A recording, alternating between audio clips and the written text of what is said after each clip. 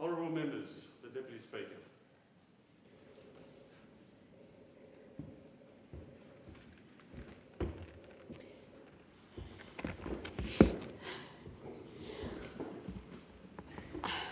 Are there any constituency statements by honourable members? And I call the member for Mayo. Thank you, Deputy Speaker. Households and businesses are experiencing some of the most difficult economic times in living memory. Many of us in this place have talked about the cost of energy, or we've talked about groceries or fuel or economic hardship emanating from these rises. However, there hasn't been much discussion about the cost of insurance. And while I've tabled a motion on this matter, I wish to again raise this important issue before the chamber. Insurance premiums are rising across the nation, well above the inflation rate, and in many instances by more than 100%. This is unsustainable, leaving many households and businesses opting to not insure their assets and reducing the value of cover. In doing so, putting themselves at serious financial risk. In the case of businesses, many are simply choosing to close as they can neither afford the hike in insurance nor take the risk of operating without the correct level of cover. Of even greater concern, many postcodes have been deemed uninsurable by insurance companies with little or no evidence of increased risk. This is especially true in regional and rural Australia, where insurance companies have argued that flood and fire risk is high, despite insuring properties in these areas for decades. What we are experiencing is a complete market failure, and when market failures occur, there is a legitimate role for government to intervene. The government must consider the broader implications on household budgets and businesses that premium increases are having. And beyond consideration, I call on the government to establish an inquiry into the insurance sector to determine if fair pricing mechanisms are setting premiums. If insurance companies are denying cover or pricing the policies out of the market due to purported increases in fires and floods, surely they must be accountable for those decisions. Policy risk must be evidence-based, and insurers should be required to demonstrate it. Lastly, as I mentioned, what we are experiencing is market failure, and if insurance companies are going to deny insurance coverage, then the government must consider options. Accordingly, I call on the government to consider underwriting premiums as a last resort for postcodes that are deemed uninsurable or experiencing insurance premium increases greater than 50%, because no Australian household or business should be at risk of losing everything they own. We must act decisively and with urgency. Call the Minister for Veterans Affairs, Defence, Personnel. Thank you, Deputy Speaker. On Friday, I was so pleased to officially open Western Australia's 8th Medicare Urgent Care Clinic right in downtown Gosnells. In fact, it is Western Australia's largest urgent care clinic. Now, our community will have access to free urgent medical care close to home, open 7 days a week with extended hours. The Gosnells Medicare Urgent Care Clinic is equipped to treat a range of urgent but not life-threatening conditions and injuries, things like cuts, rashes, sprains, broken arms. In 2023-24, more than 40% of the presentations to the emergency department at the Armidale-Kelmscott Hospital were for semi-urgent and non-urgent conditions that would be much better suited to an urgent care clinic. That often means people are waiting to be seen in the emergency department for too long. I'm conscious that a lot of people go to hospital with these sorts of conditions because they might not be able to afford booking into a GP privately or need to wait days to be able to secure an appointment. That's what's so exciting about this urgent care clinic. You can walk straight in and get the help you need quickly, completely bulk billed. The new Gosnells Medicare Urgent Care Clinic will take a heap of pressure off the Armidale-Kelmscott Hospital, and with extended hours, it won't matter if it's after hours or on the weekend. Locals can get the care they need close to home. Here in Australia, it's your Medicare card, not your credit card, that should determine the health care that you receive. And I was joined at the opening event by Trish Cook, Labor's candidate for the federal seat of Bullwinkle, as well as Colleen Egan, Labor's candidate for the state seat of Thornley in the state election in Western Australia. Because this urgent care clinic won't just be a big help for the community of Burt, it'll also service the whole southeast corridor. Now, I've been proud to work with my local colleagues in the WA state government to deliver what's needed for our community. Whether that's delivering school funding alongside Tony Buddy in Armidale, the Tonkin Highway extension with Hugh Jones in Darling Range, upgrades to community facilities in Southern River and the state electorate of Jandakot alongside Terry Healy and Yasma Barakai, or cleaning up our waterways with Chris Talentire in Thornley, we've been able to achieve so much because we work together. I want to give a massive shout out to Chris Talentire, who will be retiring at this state election. He's worked tirelessly for the Thornley and Gosnells community for almost 17 years. Chris, you have done so much to be proud of, and I can't wait to see what you do next. And I also know that Labor's candidate for Thornley, Colleen Egan, will continue your legacy. It's the partnership between the WA Labor government and the Albanese government that's seen so many positive outcomes for our community, and as we look to the future, there's still much that we can achieve together. I call the member for Page. Thank you, Deputy Speaker. Deputy Speaker, I'd like to acknowledge Karen McDermott, who has just retired after 35 years of service to the Jumbana Community Preschool and Early Intervention Centre in Casino. Karen started at Jumbana as an assistant in 1989, and while working full-time, she studied for her degree and Masters in Education. Jumbana is an inspirational and much-loved organisation in my community. They are much more than just a preschool. They have an NDIS program, a playgroup, parental education programs. They provide early intervention for around 130 children each year, including children with disabilities and delays in development.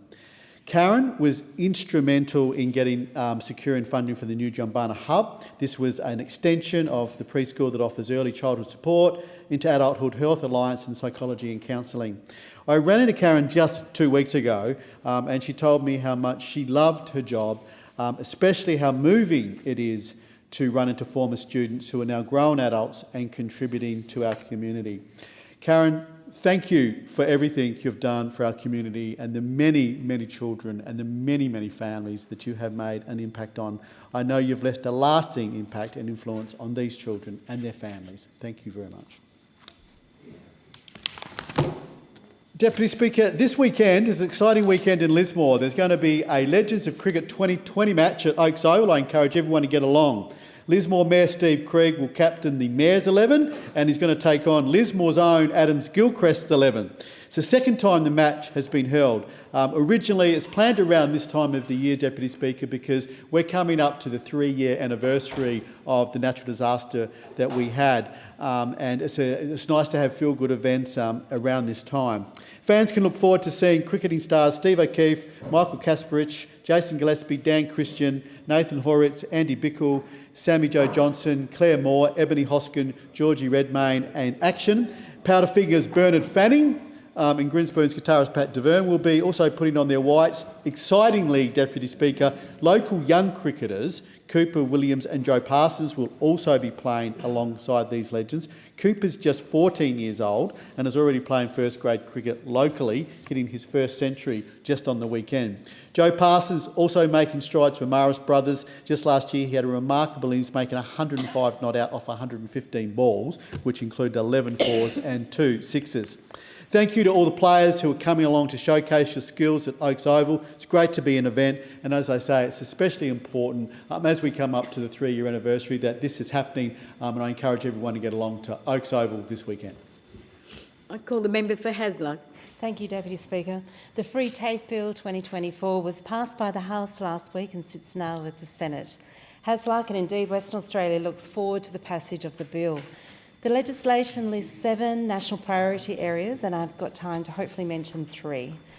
The bill includes a focus on the caring professions: aged care, childcare, healthcare, disability care. We know there are shortages. We know there's a growing demand in these areas. We all know it. The Liberals and the Nationals know it. But knowing it and purporting to care about the caring professions and then failing to act is inexplicable.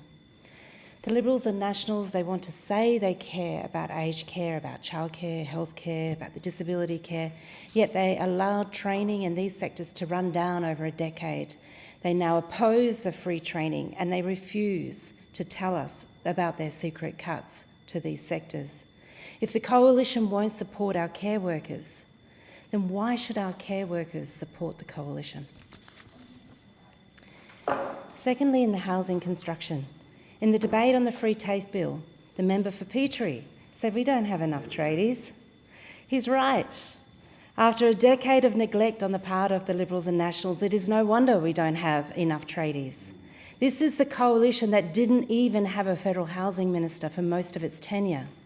Not only has the Albanese government made the greatest investments in housing of any federal government since the Second World War, the Liberals and Nationals opposing those housing investments, we have reached out to support the apprentices with a $10,000 incentive to assist them in completing the training.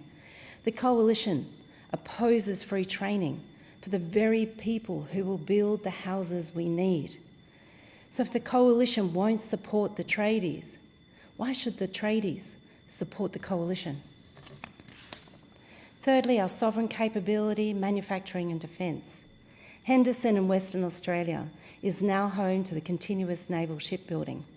And in concert with this excellent decision, the Albanese and Cook Labor governments are establishing Western Australia's Defence TAFE Centre of Excellence across 4 South Metropolitan TAFE campuses in Perth.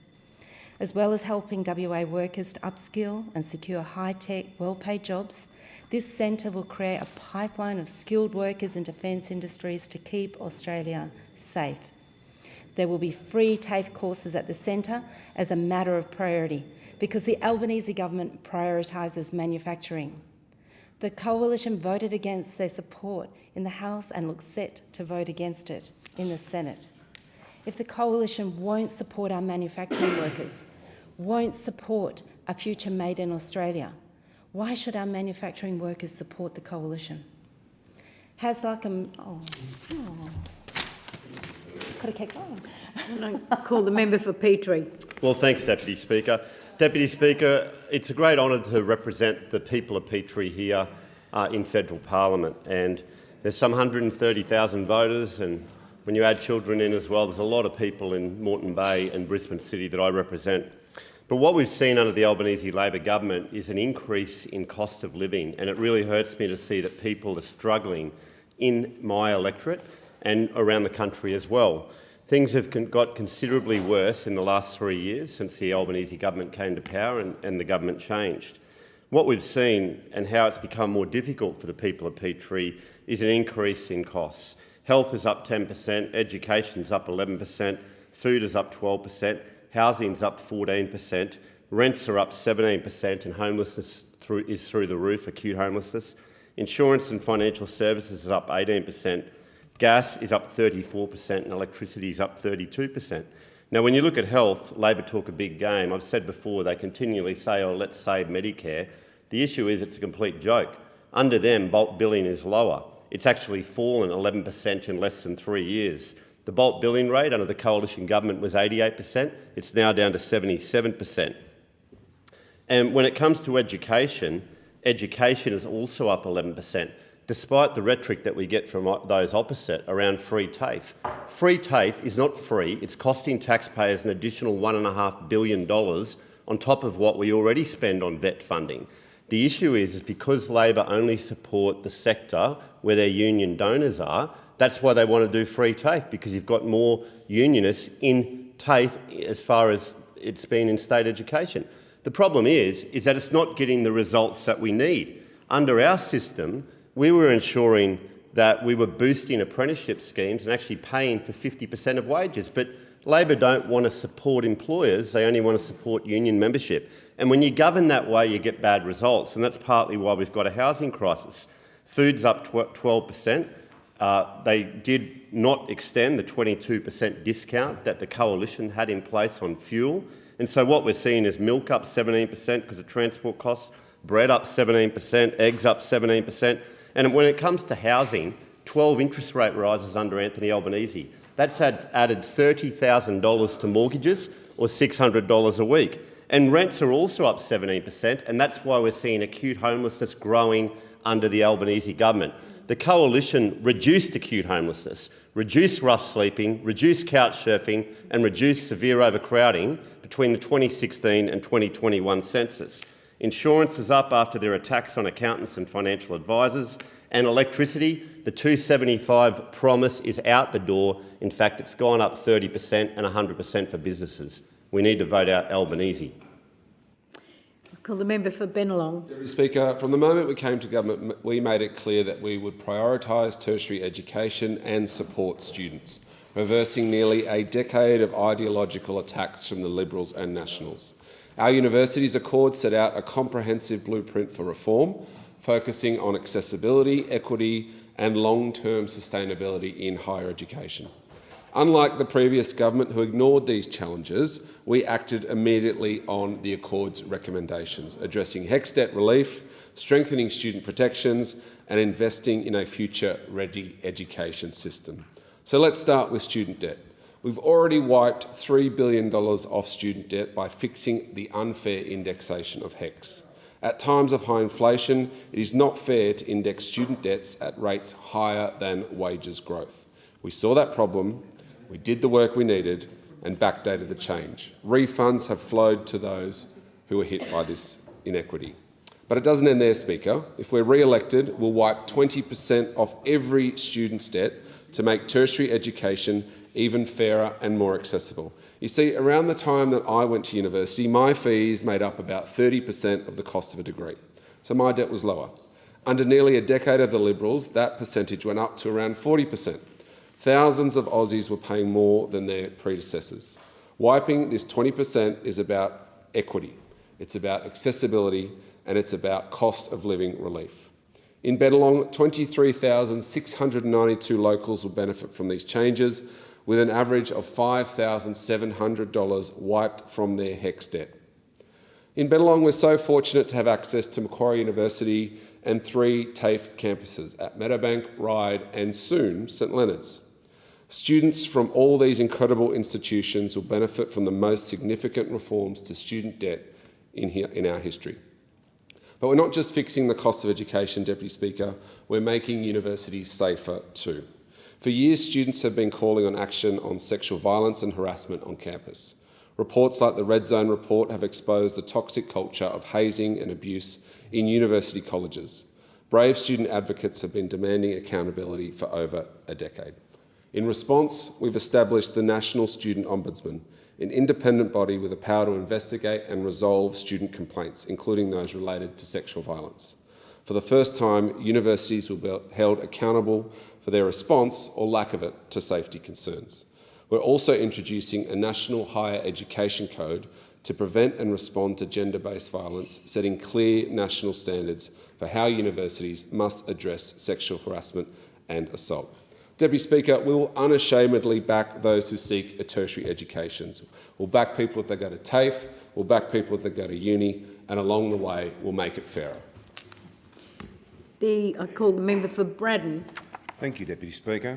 Deputy Speaker, I'd like to hazard a guess and say that you understand completely the power of Mother Nature. And our thoughts and our support need to go to our brothers and sisters, our fellow Australians in northern Queensland as they go through those terrible floods up there. I'd like to also recognise the great work of the member for Herbert and my good friend and the work that he's doing with his great community.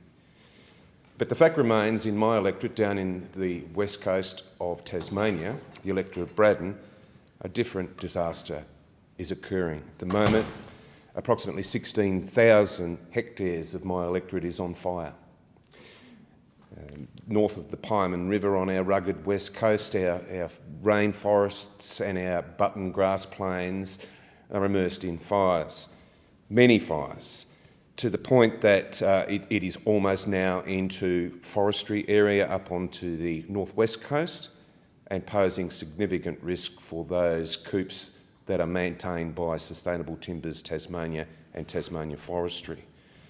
I'd like to recognise sincerely the great work of our firefighters, of our Tasmanian Fire Service, of those volunteer rural fire brigade services and those tenders that get out there every day and understand intimately their background, their back door and how to best fight that fire.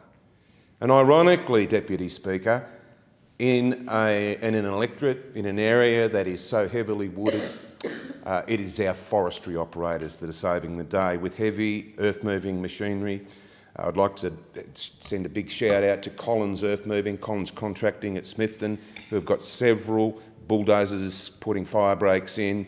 The logging contractors have got fallers falling trees, and I saw footage last night of a faller falling a large tree that was on fire. Now that poses significant life-threatening risk to that person doing that job on the ground, and often in this place, as we sit on our shiny seats, we forget that that very real risk takes place on the ground. And I think it'd do us all well and bode us all well if we thought about those real people doing that real dangerous job, protecting their real communities from life or death. So to all those involved, I want to say a big heartfelt thank you.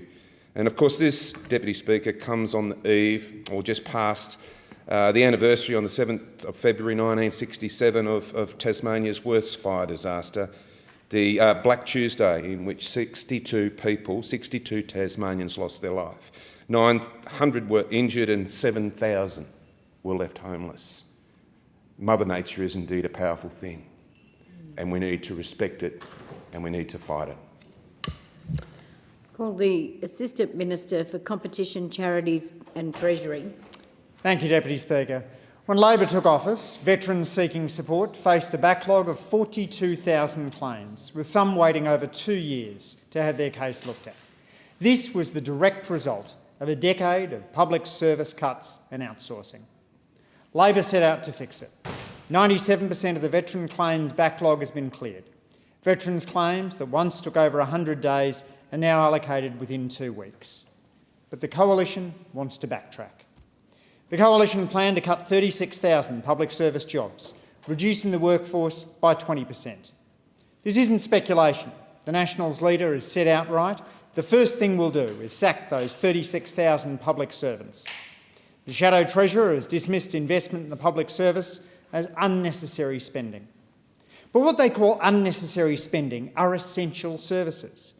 Public servants process 121 million Centrelink and Medicare claims each year, manage aged care in the NDIS, handle border security and protect our nation from cyber threats. Under the Coalition, the public service was deliberately hollowed out. A staffing cap forced departments to rely on 54,000 private contractors. Between 2013 and 2022, departmental spending increased 35%, yet public service staffing fell 4%.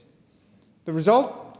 Longer wait times, declining service standards, and essential government functions outsourced to overpriced consultants. At Services Australia, underfunding led to robo-debt, unresolved claims and a blowout in processing times. Pressures on our biosecurity system put Australia at risk of pest outbreaks. In Home Affairs, staffing cuts weakened Australia's ability to combat organised crime and human trafficking. Labor made a different choice. We lifted the staffing cap, reduced reliance on consultants and prioritised permanent, skilled public service jobs. The result? Paid parental leave approvals done in 31 days under the former government, down to 3 days under us. Youth allowance applications that once took 28 days now take 10. At Services Australia alone, 3,000 additional frontline staff cleared 500,000 claims in just 10 weeks. The Coalition's plan would undo this progress. The reality is simple. Cutting 36,000 jobs won't make government services disappear. It'll just push the work back onto private consultants at a higher cost to taxpayers and less transparency. The cuts wouldn't just hit Canberra. Almost 63% of the public service workforce is based outside the capital. The election's a choice. Do we invest in a public service fit for purpose, or let right-wing ideologues weaken the institutions that hold the country together? If you want government that works, don't backtrack with Dutton. I call the member for Cook. Thank you, Madam Speaker. I'd like to acknowledge some recent award recipients in the Sutherland Shire. Most recently, John Veege was awarded the 2025 Citizen of the Year. Now, if you've seen a photo of someone in the leader or you've seen a photo of someone surfing at the alley, there's a pretty good chance John took the photo. John, or Veege as he's known around the Shire, was a founding member of the Cronulla Board Riders Club, and President of Surfing Sutherland Shire. He was the official photographer for 39 years at our local newspaper, The Leader. And next up, VG is looking at a surfing museum in Cronulla. So Loretta can help him get rid of the 100+ boards that they're storing around their house, and I'm going to support you to get it done. I'd also like to acknowledge Harrison Edwards, the Young Citizen of the Year. Harrison, 12 years old and in Year 8 at Innerborough School. He's a volunteer for the Barden Ridgebacks Football Club and has made an amazing contribution to that community. Project Youth won the Community Group of the Year, who I've spoken about many times before. They help young people with homelessness, and they've received over 500 referrals in the last year that they've had to turn away. So I hope they can get more funding to help homelessness in my local electorate. Rhonda Daniels got the Environmental Citizen of the Year. Rhonda volunteered with Bush Care for over 20 years. Congratulations to Rhonda and what you're doing for our local environment. Dan Michael got Sports Person of the Year. Many of my local residents in the community were awake in the early hours of the morning while Dan was in France winning a silver medal in the recent Paralympics with his ramp assistant Ashley Madden. Well done, Dan. Jarvis Earl got Young Sports Person of the Year. Jarvis is an amazing young surfer from Cronulla and has won many awards, including the Australian Junior Open Championship and the Australian Open of Surfing. I'd also like to acknowledge the Order of Australia recipients in my local community. Michael Byrne was appointed as an Order of Australia for significant service to the transport industry and his community. Michael was the former CEO of Linfox and advised the government on logistics and supply chain during the COVID pandemic. Michael's also volunteered on Lura Surf Club and played soccer for 48 years and also played cricket for 38 years. Paul Archer also received an Order of Australia medal for service to rugby league, having served 50 years as a referee as president of Canterbury Bankstown Referees Association. Graham Wynne also received an Order of Australia for his service to rugby league. He was a member of the inaugural New South Wales Blues Origin team in 1980, played 230 games for St George and Western Suburbs, and won a premiership with the Dragons in 1979. I call the member for Wills. Thank you, Deputy Speaker. Medicare and bulk billed urgent care clinics are so important for many in my community after suffering a decade of cuts from Peter Dutton and the previous Liberal government. For too long, families, pensioners and vulnerable Australians in my electorate of Wills have struggled with rising healthcare costs and a decline in bulk billing, the direct result of a decade of coalition of Liberal neglect. The former government froze Medicare rebates and ripped billions out of primary care, causing gap fees to plummet. For years under the coalition government, my community told me how expensive it was for them to see their GP and how less and less GPs were offering bulk billed services. I've been strongly advocating for an increase in bulk billed appointments and free Medicare urgent care clinics to ensure that people in my community of Wills have access to quality bulk billed healthcare when they need it. Free Medicare urgent care clinics allow families to access bulk billed healthcare without waiting hours in an emergency department. We have one just in our community, near our community in Carlton, which serves many in the south of my electorate. Under the Albanese Labor government, remarkably, 87 clinics have opened across the country, treating over 1 million Australians for urgent but non-life-threatening conditions: burns, cuts, broken bones. Every visit is fully bulk billed. You don't need your credit card, you just need your Medicare card. So for my constituents, this will mean faster access to care and less pressure on hospital emergency departments. It means parents with sick kids aren't spending hours in a waiting room. It means older Australians aren't skipping the doctor because they can't afford the gap fee. The Albanese Labor government has also made the largest investment in bulk billing in Medicare's history and tripled the bulk billing incentives so that those who rely on their GP most, the pensioners, kids and concession card holders, can see a doctor without worrying about out-of-pocket costs. But while Labor is strengthening Medicare and building free Medicare urgent care clinics, we've got Peter Dutton as Leader of the Opposition, who spent a career trying to tear it down. As Health Minister, he tried to introduce a GP tax, forcing people to pay every time they saw a doctor. He cut $50 billion from public hospitals. He's voted the worst health minister in Medicare's history by Australian doctors, and he tried to destroy Medicare before. We're not going to let him do it again. Labor built Medicare, Deputy Speaker. Labor built Medicare, and only a Labor government will protect it and strengthen it. Thank you. In accordance with Standing Order 193, the time for member constituency statements has concluded, and I call the clerk. Private members' business. Notice number 1 for a motion in relation to road safety. And I call the member for Barker. Thank you, Madam Deputy Chair. Madam Deputy Chair, I move that this House, 1, notes that 1,300 lives were lost on Australian roads in 2024. 2, recognises that A, this is the highest road toll since 2012, and B, the national road toll has risen each of the past 4 years, a situation not seen since 1966 or before the introduction of compulsory seatbelts. 3, acknowledges that the annual fatality rate per 100,000 head of population is now 4.8, well above the national road safety target of 2.0.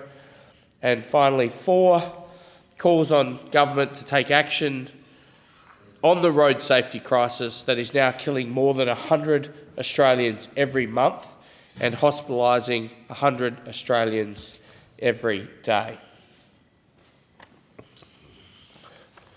Madam Deputy Speaker,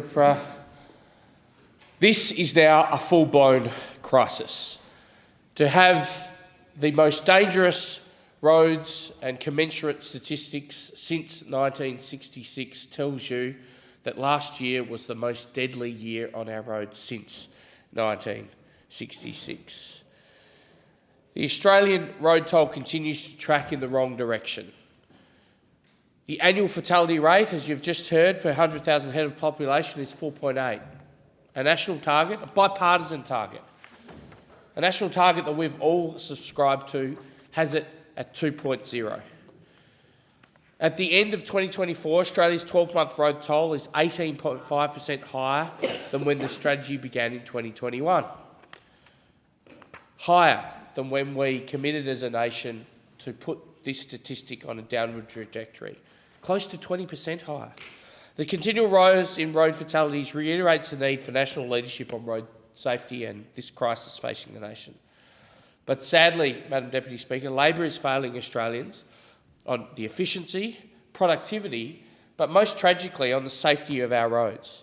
We need better insight into the safety issues on our roads and to ensure that road safety initiatives and infrastructure funding is being directed where it's needed to address the road safety crisis, not the political crisis unfolding those opposite. Now, the Albanese government has cut, cancelled or delayed more than $27.9 billion. It bears repeating, $27.9 billion in infrastructure funding over the first 2.5 years of their government.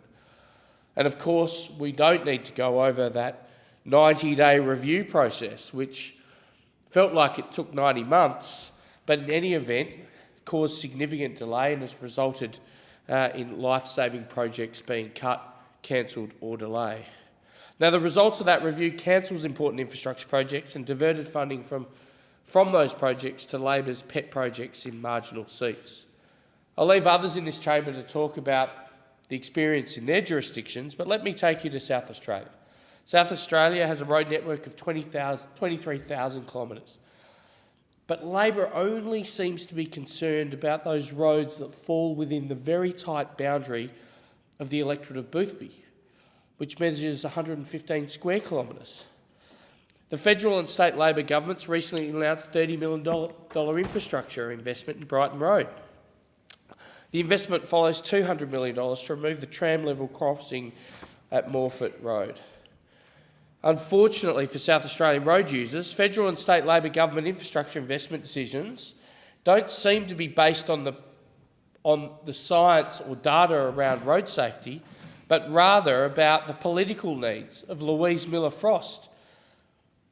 When there exists a $3 billion road maintenance backlog in South Australia, not to mention the funding needed for pivotal future-proofing infrastructure projects such as the Greater Adelaide Freight Bypass and the duplication of major freight routes such as the Augusta, Sturt and Dukes highways, We need leadership that thinks beyond saving the political skin of the current member for Boothby.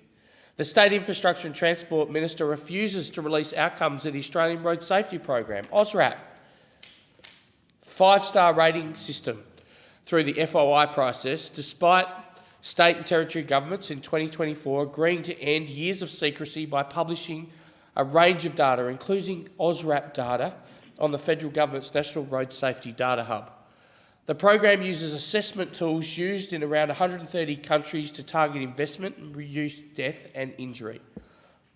It beggars belief, Madam Deputy Chair, that at a time when this country is experiencing the worst road safety statistics since 1966, we've got an Albanese-led Labor government more focused on holding on to key seats and indeed his keys to the lodge than investing in infrastructure projects that will save lives. The government infrastructure investment decisions are short-sighted and based on politics rather than evidence. Australia's productivity is being put on hold and community safety compromised as a result. Now, in contrast, the former coalition government set us on a trajectory of increased investment in road infrastructure. We were building what was needed for the safe and productive movement of goods and to ensure people got home to their loved ones safely. We need to take the politics out of road investment decisions and focus instead on the evidence and transparency. Madam Deputy Speaker, it's time to get Australia's roads back on track. Is there a seconder for the speech? I second the motion and reserve my right to speak. Thank you, Member for Wannerman. And I now call the member for Solomon. Sorry, member for Gosling. Member for Solomon. Thanks very much, Deputy Speaker, and I thank the member for Barker for raising this motion on a very important subject of road safety and the horrendous road toll we have currently. Every year, hundreds of Australians lose their lives or are seriously injured in road crashes, and the devastating road toll calls for action on both sides of this place. It is something that we must all do together across jurisdictions and across levels of government. Surely that's something we all can agree on, is that we must lower our road toll. We must aim for 0 deaths on our roads. And I don't need to tell you, Madam Deputy Speaker, given you're from the Territory as well, where we have had a really bad year on our roads last year, that it's devastating to see the mothers and fathers, the brothers, sisters, children and grandchildren that are being killed on our roads but are otherwise left with a big gaping hole in their family through road trauma and road deaths. Those that leave home with no expectation that they won't make it to their destination. And it truly is, not just in the Territory, but it is a national tragedy. As the Prime Minister's Special Envoy for Northern Australia, our roads in the north are a key focus of mine. They provide the vital links across the north, but also between the north and our southern hubs, providing key supply chain for economic prosperity and for the defence of our nation.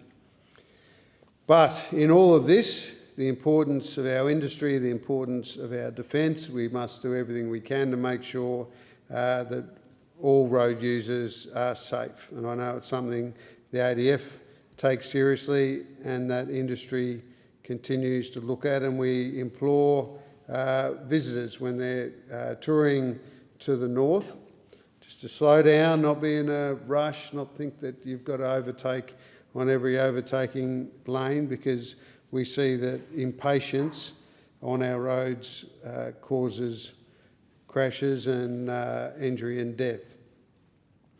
Last year, 60 Territorians lost their lives on Territory roads. So that is nearly double the 31 lives lost the year prior, 2023. And as the AANT, or the Australian Automobile Association, reported, this 87.1% increase in only 1 year made 2024 the deadliest calendar year on Territory roads since 2008. Already, 4 Territorians have lost their lives in 2025, and we're only in early February. And these lives are not just a statistic, of course, as I said, Deputy Speaker, and as you know well, they're someone's loved ones. So just this year, 4 loved ones who won't come home, which is why it is absolutely essential that the Australian Government does its utmost to reduce the road toll. And we are implementing the National Road Safety Strategy 2021 to 2030. This is underpinned by the National Road Safety Action Plan 23 to 25 in collaboration with all states and territories and all local governments. Because that road safety is a shared responsibility across all levels of government. We are doubling the Roads to Recovery funding from $500 million to $1 billion a year. We're on that path. And I know that, because I'm the chair of the Black Spots NT Committee, that we've substantially increased funding for the Black Spots program, which is rising from $110 million to $150 million per year, and I think we can do more. As a government, we know there is more to be done, and that's why our Labor government is continuing to work with the states to get the road toll to zero. We understand the importance of investing in our infrastructure and for making our roads safer. I want to end with a message to all road users. Please think about how your actions today are impacting tomorrow's drivers. Your behaviour behind the wheel and on our roads is influencing every day that next generation of drivers, and it's up to all of us to teach our kids well how to be safe on the roads. The question is that the motion be agreed to, and I call the member for Wanham. Thanks, Deputy Speaker, and it gives me a great honour to be able to second this motion by the member for Barker, and can I thank him for the cooperation in working to put this motion to this place, because he knows and understands, as a neighbour of mine, how important road funding is to regional and rural Australia, and in particular to his electorate, the electorate of Barker, and to my electorate, the electorate of Wannon. And, Deputy Speaker, this data sadly speaks for itself. 1,300 lives were lost on Australian roads in 2024. Think of the impact that that has had on those families, the friends of those people, on local communities right across Australia. This is something that we have to address. And the last 4 years has seen the road toll go up each and every year. Now, we haven't seen that since before the introduction of seatbelts. So we really need to see action, and action from the government now. And we need to see it from the Victorian State Labor government as well, because we cannot see more lives continue to be lost on our roads rather than less. Now, what do we need to do to make sure that we turn this around? Well, to start with, we need state governments, and we need the Victorian State Government releasing the Australian Road Assessment Program data, which sets out what the rating is from 1 to 5 for every road across every state and territory. Now, I was able to get this information dating back to 2014 through a Freedom of Information request.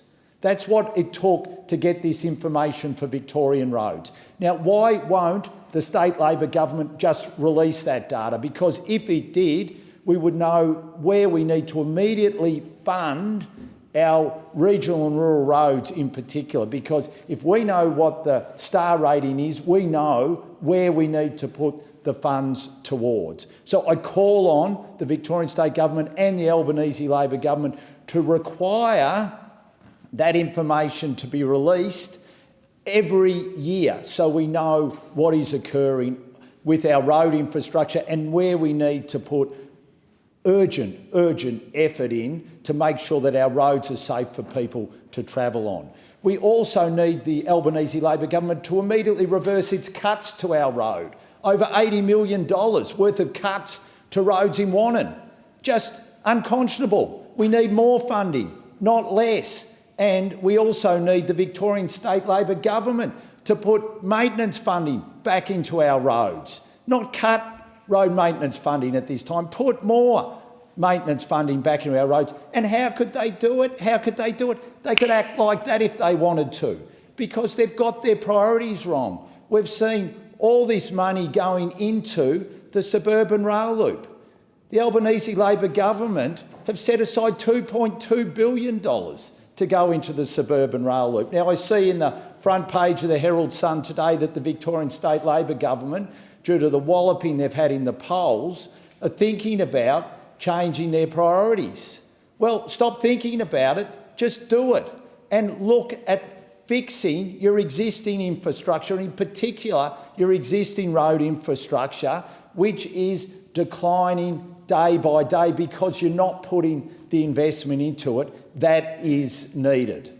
Now, you only have to drive our roads to see the urgent attention that is needed. And I say this to Anthony Albanese, the Prime Minister, I say this to the Premier of Victoria. Just hop in your car and do what I do on a daily basis and drive around my electorate, and you'd see straight away that there is a need for more investment, not for cutting investment. More investment, not for cutting it. And not only that, making sure that your maintenance program holds up. We used to, in Victoria, maintain our roads by repairing them and resurfacing every 13 years. Under this Victorian State Labor government and the cuts to funding from the federal Labor government, we'll be lucky to do that over the next 60 years. Let's get attention to our road network now, and that's why I'm proud to second this motion. I call the member for Dunkley. Thank you, Deputy Speaker. I'm pleased to join my colleagues, the member for Solomon, member for Macarthur, in speaking on this motion moved by the member for Barker.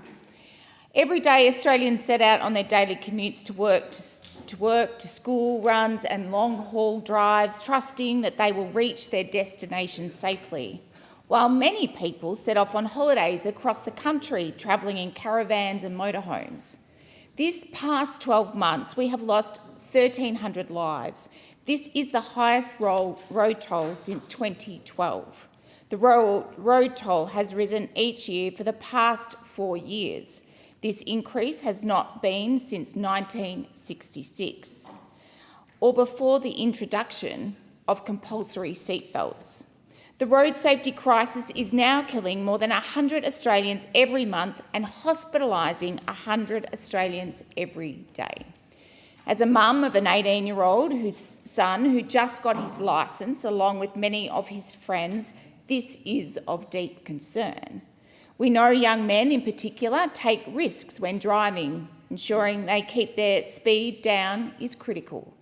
You will often hear me say when I'm Flynn's passenger in the car, slow down. The other issue that impacts the road toll, which I hear about in my electorate of Dunkley when I'm out and about on the doors, is the state of the roads, the potholes that create damage to cars and tyres, and have people veering off in the wrong direction when they hit the holes or try to dodge them. Potholes make driving dangerous, particularly when excessive speed is involved at night and in the rain. Behind these numbers we hear about are devastated families, communities grieving, and an economic toll that stretches into the billions. Every one of us has a role to play in reducing crashes, injuries, and fatalities on our roads. The safety of drivers on our roads is a priority for the Albanese government, and this government has done an immense amount of work to address this issue, more so than the opposition. On a very practical level, we have more than doubled roads to recovery funding from $500 million to $1 billion per year. Funding that will go to local councils like Frankston City Council to deliver the road safety projects across the country. In Dunkley alone, the federal government will spend more than $6.5 million to fix roads in the next 5 years. The $6.5 million given to Frankston Council by the federal government includes a $2.8 million increase from the prior 5 years. On a national level, we have also increased funding under the Black Spot program from 110 million to 150 million per year and created the new Safer Local Roads and Community Infrastructure program. And that will increase over time to 200 million per year.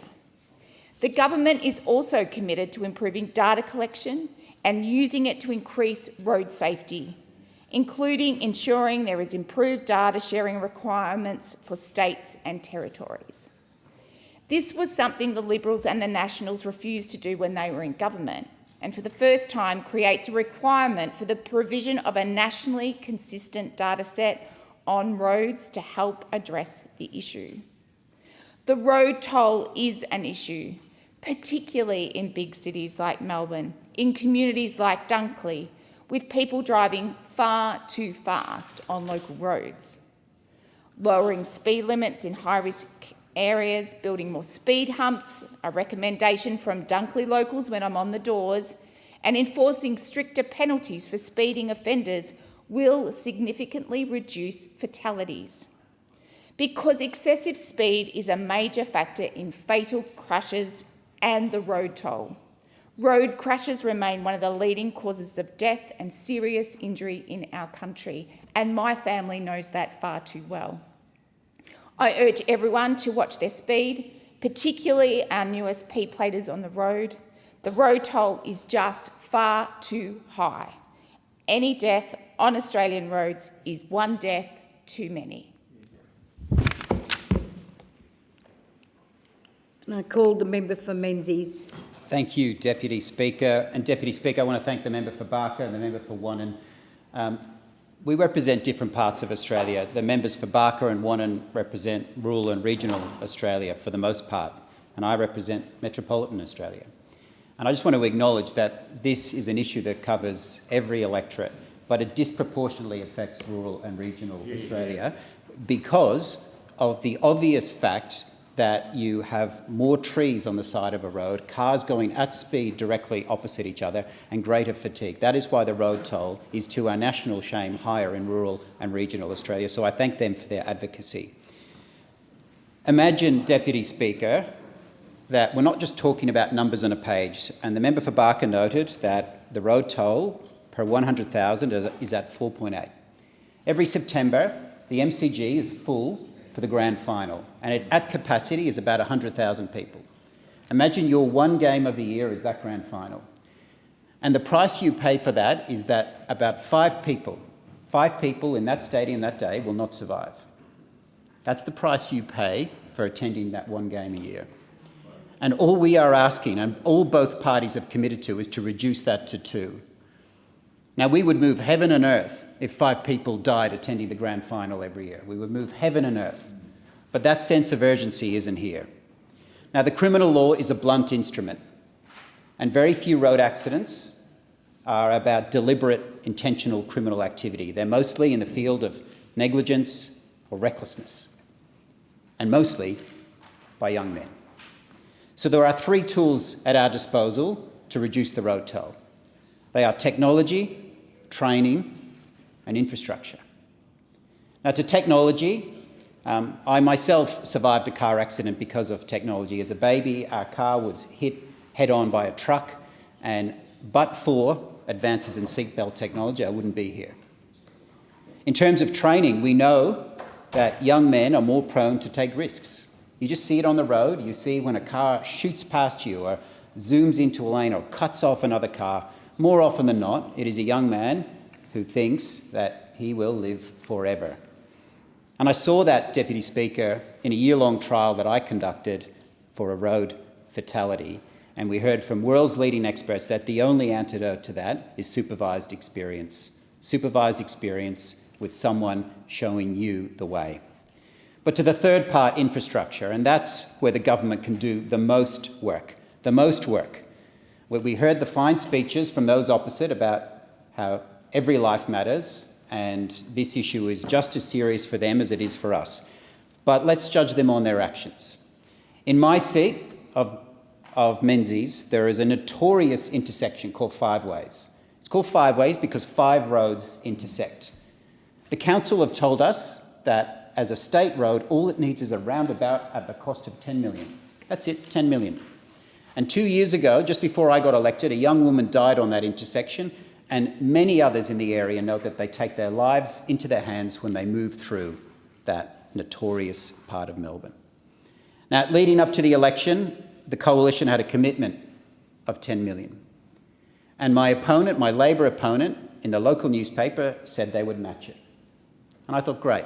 Here is an example of bipartisanship where we're agreeing that a problem is there and it can be solved and there's a plan. But what happened? I went to the Transport Minister in her ministerial suite, and when I sat down, surrounded by all the department officials, they shuffled some papers and said, oh, look, we're really sorry, but our candidate didn't fill in the form. A candidate didn't fill in the form. And you can do with that what you want. So the first reaction was a process one. Whatever paperwork is supposed to be filled in by the Labor Party wasn't filled in, so I'm told. And instead of the minister saying, but I will do it anyway, I will honour that commitment, it was, well, you can use it for political purposes. Well, the minister can shove the political purposes with respect, Deputy Speaker. The correct response was to say, I will fix that road anyway, because it is about lives, it is not about politics. And that is the problem with this government. It's always about the politics. It's not about the lives. It's not about the lives, it's about the politics. I don't care about the politics. We'll be making that commitment again, Deputy Speaker, and I won't just call on my opponent to match it. I will say, show me the paperwork, because we don't trust you, we don't trust this government's commitments, because you are putting Australians' lives at risk. Call the member for Macarthur. Thank you, Madam Deputy Speaker. As a young neurosurgical resident in the late 1970s, I went to Royal Ryde Rehabilitation Centre on many occasions to visit patients who were in long-term rehabilitation following severe neurological injury following motor vehicle accidents and other accidents. It was terrible. And I'd like to acknowledge that whilst every day in Australia 3 people die on our roads, over 100 are severely injured, many of them with severe neurological problems. And I'd like to pay my respect to Royal Ryde Rehabilitation Centre, which is still doing amazing work in the rehabilitation of people following major motor vehicle injuries and also other injuries, and I acknowledge the work they do. I'd also like to acknowledge our first responders, and I know the member for Barker, as a police officer, probably did see severe trauma on our roads and had to deal with that, as do our ambulance officers and our police officers, and of course our emergency doctors and nurses, seeing people brought in after severe motor vehicle accidents. What is a tragedy is every one of those people killed affects their larger family, and those that are severely injured, often with lifelong complications that affect not just them but their whole families.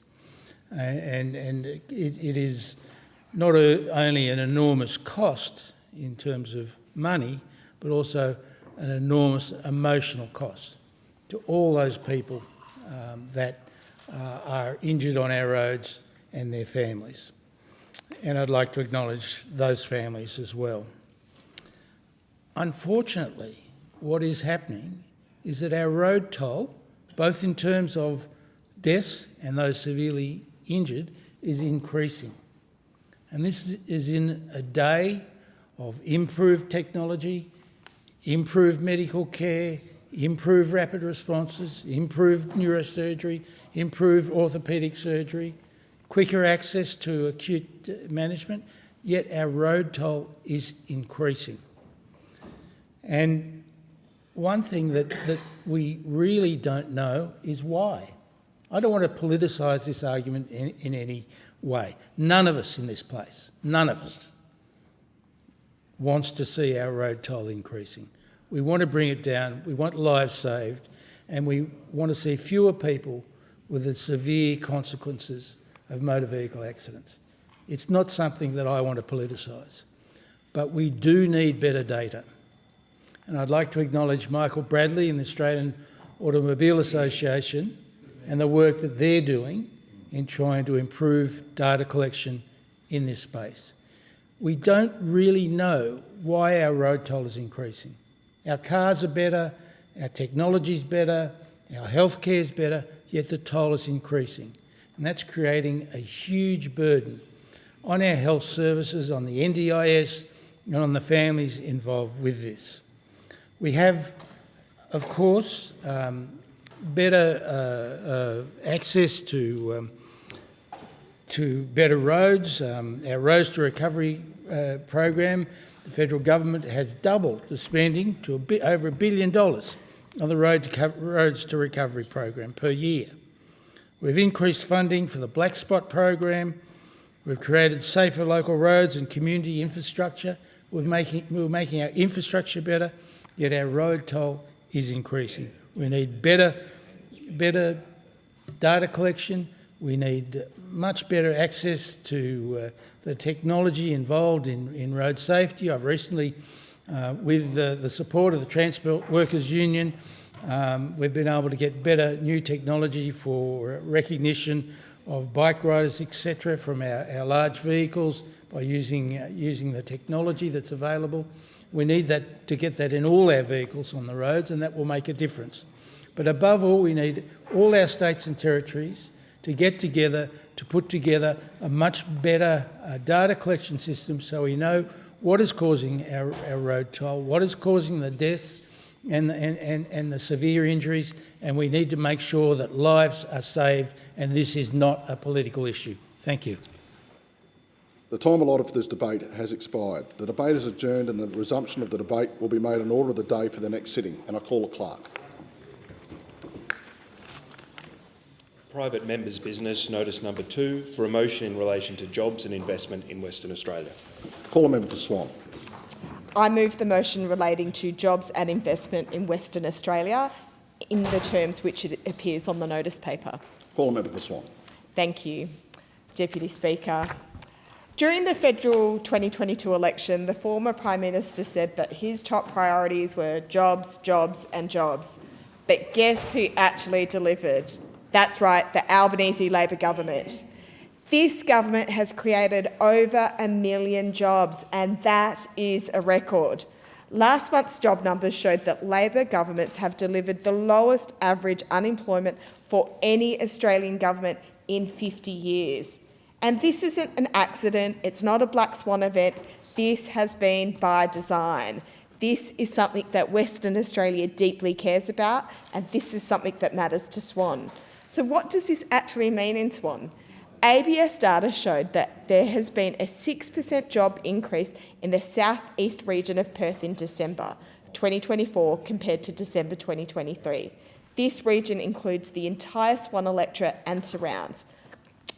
This has resulted in almost 340,000 jobs for people in Swan that were employed during that period.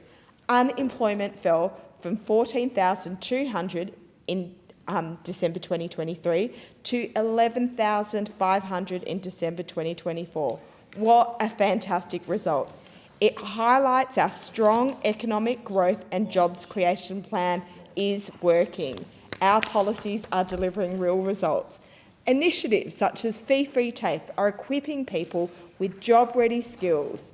Infrastructure investments and wage growth are strengthening our economy and creating opportunities.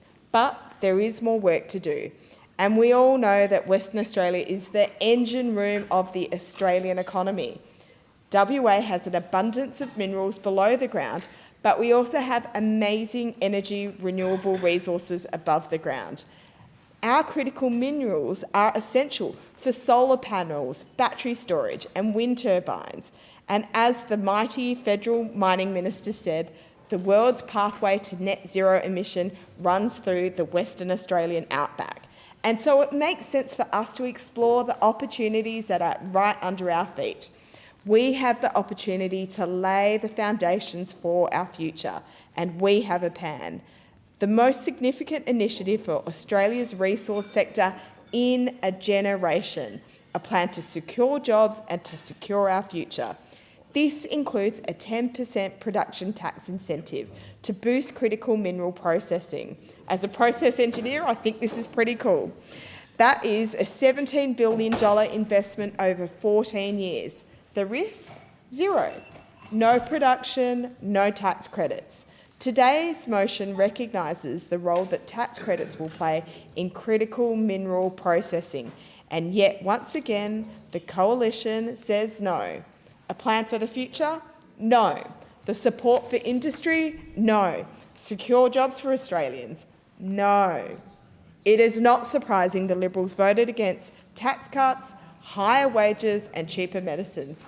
Under the Liberals, inflation would have soared, real wages would have fallen and living standards declined.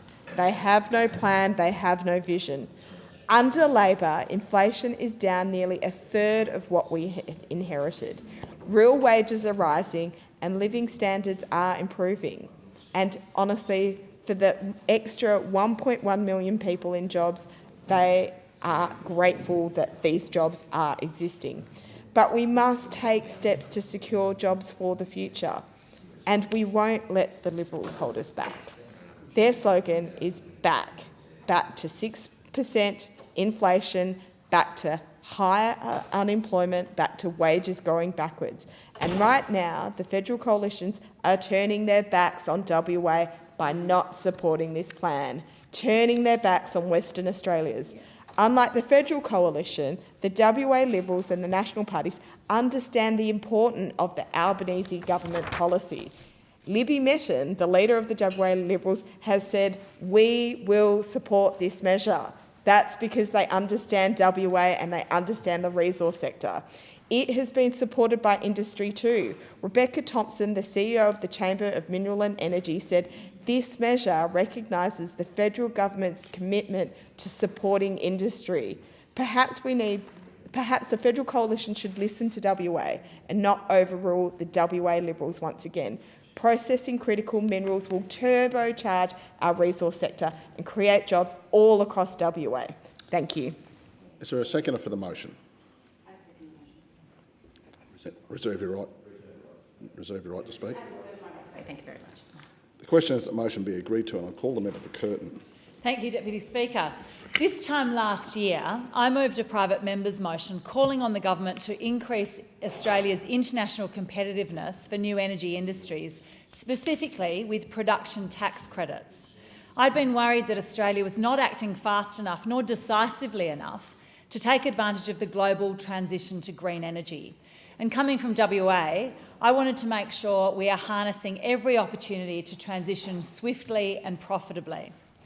The government later announced the Future Made in Australia Production Tax Credits and Other Measures Bill, which the Leader of the Opposition immediately attacked, calling the production tax credits billions for billionaires, displaying a sad lack of awareness about the opportunity for WA to continue to carry the country economically into a decarbonised world. Now, this objection from the opposition was despite investors, climate finance experts and industry, including the Chamber of Minerals and Energy WA, supporting this bill. It was typical opposition for the sake of opposition rather than on its merits. Even the leader of the WA Liberal Party came out in support. And this is because production tax credits, when designed correctly, make good sense for the economy. Here I am 12 months later, rising once again to speak on production tax credits. And this time I call on the opposition to support the legislation that will mean we can actually get the production tax credit scheme off the ground.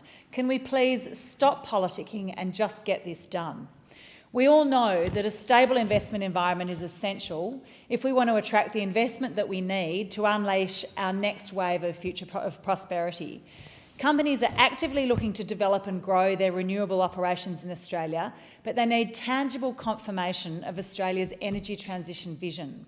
We need to give investors the confidence and certainty that Australia will welcome and incentivise the new energy opportunities currently knocking on the door. Production tax credits are a proven economic tool that have been used prolifically under the US's Inflation Reduction Act. While the future of the US IRA is no longer certain under a Trump presidency, the enthusiastic uptake of clean energy production tax credits under the IRA up until now can at least show us that investors are motivated by this credit.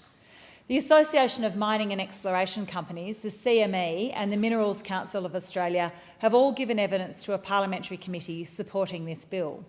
Rebecca Tompkinson of CME WA has talked about the need for this bill to level the playing field in an intensely competitive global market.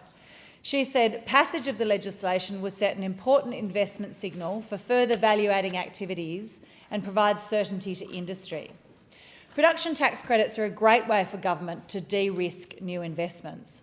Instead of money paid up front for something that may or may not turn into something tangible, production tax credits are payable only when a company delivers, so taxpayers are paying for results, not attempts. This helps with building a business case in a new industry, de-risking the sort of forward-looking investment that we need. And I really want WA to benefit from the global transition to green energy, and if the government wants to be on the right side of history, it needs to be creating policy settings like this that de-risk and crowd in private investment. We have so many resources that are essential for the transition. Critical minerals like lithium, nickel, cobalt, silicon and rare earth elements are essential components in many rapidly growing clean energy technologies. They're critical because they can't be easily or cost-effectively substituted. WA accounts for around half of global lithium production and is a major exporter of nickel, cobalt, manganese and rare earth elements. We have a skilled workforce and access to export routes. We should be leading on critical mineral production. The world wants this stuff and WA can provide it. But we're at risk of being left behind as other countries get the jump on us, transforming their economies. We have the opportunity to be so well positioned for global trade in a decarbonised world, but if we're too complacent about it, we will miss out.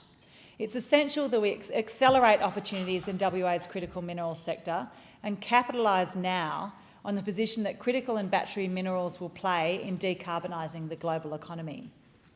So I urge members from across the House to have a bit of vision and support WA by getting behind production tax credits so we can make the most of the opportunities ahead and continue to carry the country economically. Thank you. The question is that the motion be agreed to, and I call the member for Hasler. Thank you, Deputy Speaker. I'm delighted to second the motion of my friend and colleague Anita Mascarenhas from the neighbouring electorate of Swan in the great state of Western Australia. In Hasluck, as in Swan and right across Western Australia, the Albanese and Cook Labor governments are working with our vocational training institutions, our universities and with industry to create the jobs for Western Australian workers. In WA, we have the lowest unemployment rate in the country at 3.4%, and that's in a country where the Albanese government's policies have managed to keep unemployment low while getting inflation down from over 6% to now under 3%. Western Australia is the engine room of Australia's economy. It is one of the most productive and diversified mineral and petroleum regions on the planet. With only 11% of the Australian population, WA is the major driver of external trade, producing almost half of Australia's total merchandise exports in 2023-24. And we're proud of it, and rightly so, because it doesn't come easy. It means hard, technically challenging work, often away from partners and children and family in tough terrain and sweltering conditions. The Prime Minister, he's visited Western Australia more than any leader in memory. Why? Because he understands the importance of Western Australia and that our federal policies must be shaped by what's happening on the ground in WA.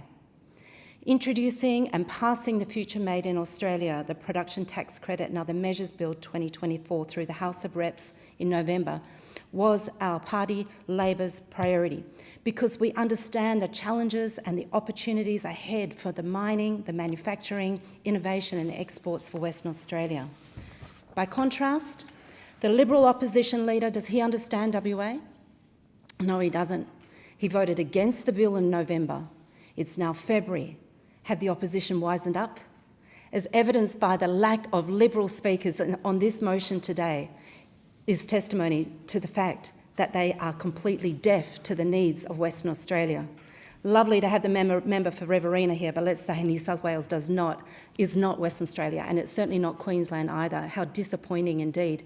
Just last week, Senator Reynolds indicated she opposed the bill, and she said that we have quoted a couple of people in the mining sector who support this. A couple of people? The understatement of the autumn sitting. If the senator or the member for Dixon think that they've got any friends in Western Australia on this matter, they might need to think again. The production tax credits is about building the future of WA and Australia, and it is supported by the Association of the Mining Exploration Companies, the Chamber of Minerals and Energy for WA, the Minerals Council of Australia. These organisations have hundreds of members that they represent and speak for. AMEC's CEO Warren Pearce expects mining companies to establish valuable projects in Australia rather than overseas as a result of this legislation. The Chamber of Minerals and Energy of Western Australia is WA's peak resources sector representative body. Now, critical minerals that they represent are vital to the future. Minerals like copper, cobalt, lithium and nickel are what known as the rare earth elements are needed in electricity networks, electric vehicles, wind turbines, and that's just the start. And the CEO of that Chamber of Minerals and Energy of Western Australia, Rebecca Tompkinson, that I'm very pleased that the member for Curt and the member for Swan referenced, expressed the support for the Albanese Labor government's commitment to supporting industry to level the playing field in what is an intensely competitive global market. She tells us that the passage of this legislation would set an important investment signal for further value-adding activities and provide certainty to industry. The 21st century, it started 25 years ago. The Liberal and National parties are running out of time to join the new century. We want to establish a hydrogen production tax incentive worth $2 a kilo of renewable hydrogen produced between 27-28 and 2039-40 for up to 10 years of the project. Meg O'Neill, the CEO of Woodside, she said it uses the carrots, not sticks, to encourage decarbonisations. It delivers tax credits once a project is up and running, rather than upfront subsidies, which is good for taxpayers. It delivers tax credits once a project is up and running, and it focuses on reducing carbon rather than picking winners. Critical minerals production tax credit is the same. The peak bodies are wholly on board with this legislation. The opposition find themselves very much out in the cold. We need to start listening to what Western Australians are saying. Liberals, you need to pass it. Nationals, get on board. The question is that the motion be agreed to, and I call the member for Riverina. Well, the member for Hasluck is correct. Riverina is a long way from Western Australia. But you know, when the federal government hurts Western Australia, it hurts Australia. And when Australia's hurting, Riverina is hurting. Now, I'm outnumbered here in the chamber. We've got the members for Hasluck, Swan, Pearce, my good mate from Tangney. Got the Greens leader, member for Melbourne, just behind me. But I'm going to say a few things in this speech which probably nobody, save for my staff member behind me, will probably agree with. Maybe you, Mr Speaker, I hope. But Labor is very good on politics, but not that good on policy. Because when you look at Western Australia, you think of what this government has done to that fine state in not quite 3 years. They've banned live sheep exports. And if there is one thing that has hurt... Well, we're talking Western Australia, member for Hasluck, and I sat in silence when you had your contribution, so I'd ask you to give me the courtesy and do the same. I am sticking to the motion. The motion is very much about Western Australia. Very much. Here we go. Point 2, and you seconded it, commends the government for standing up for Western Australia, for recognising that Western Australia is the engine room of the economy. Well, if sheep aren't part of Western Australia and aren't part of that engine room of the economy, then I don't know what is. It's your motion. It's your motion, member for Hasluck, and I'm speaking to that motion. And indeed, when you stop the live sheep exports, not only do you hurt WA farmers, you hurt those nations, those Middle Eastern nations which relied on our live sheep. They relied on them for their traditional festivals. They relied on them for their customs. But what we told them was a big, fat no. It was a diplomatic disaster. And when the then Agriculture Minister, Senator Murray Watt, who I've got a little bit of time for, but when he made the announcement that the live sheep trade was being banned, do you think he went and faced up to them? Do you think he went and eyeballed them? Do you think he went in front of them? No. He went to Perth and made the announcement, probably via Zoom. That was that, this was this, got on a plane and came back to the eastern states. Shame on him, I say. Because part of politics is actually fronting up to those people who don't necessarily agree with you when you're making decisions on their livelihoods. And he did not.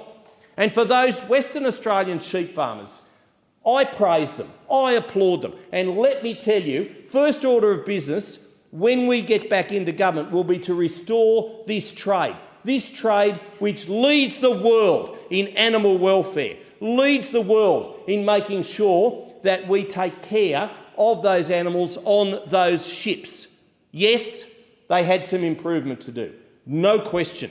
But to suggest that other nations, which will now fill the void left by Australia, if animal welfare is first point of call for them, well, I tell you what, if you think that, well, you're vastly mistaken. Because we had in place the Export Supply Chain Assurance Scheme. We had in place a system by which the sheep, their pants were measured, their pen sizes were improved, the ventilation on those ships was improved. It was a good trade, and sheep at the end of the day are bred for meat.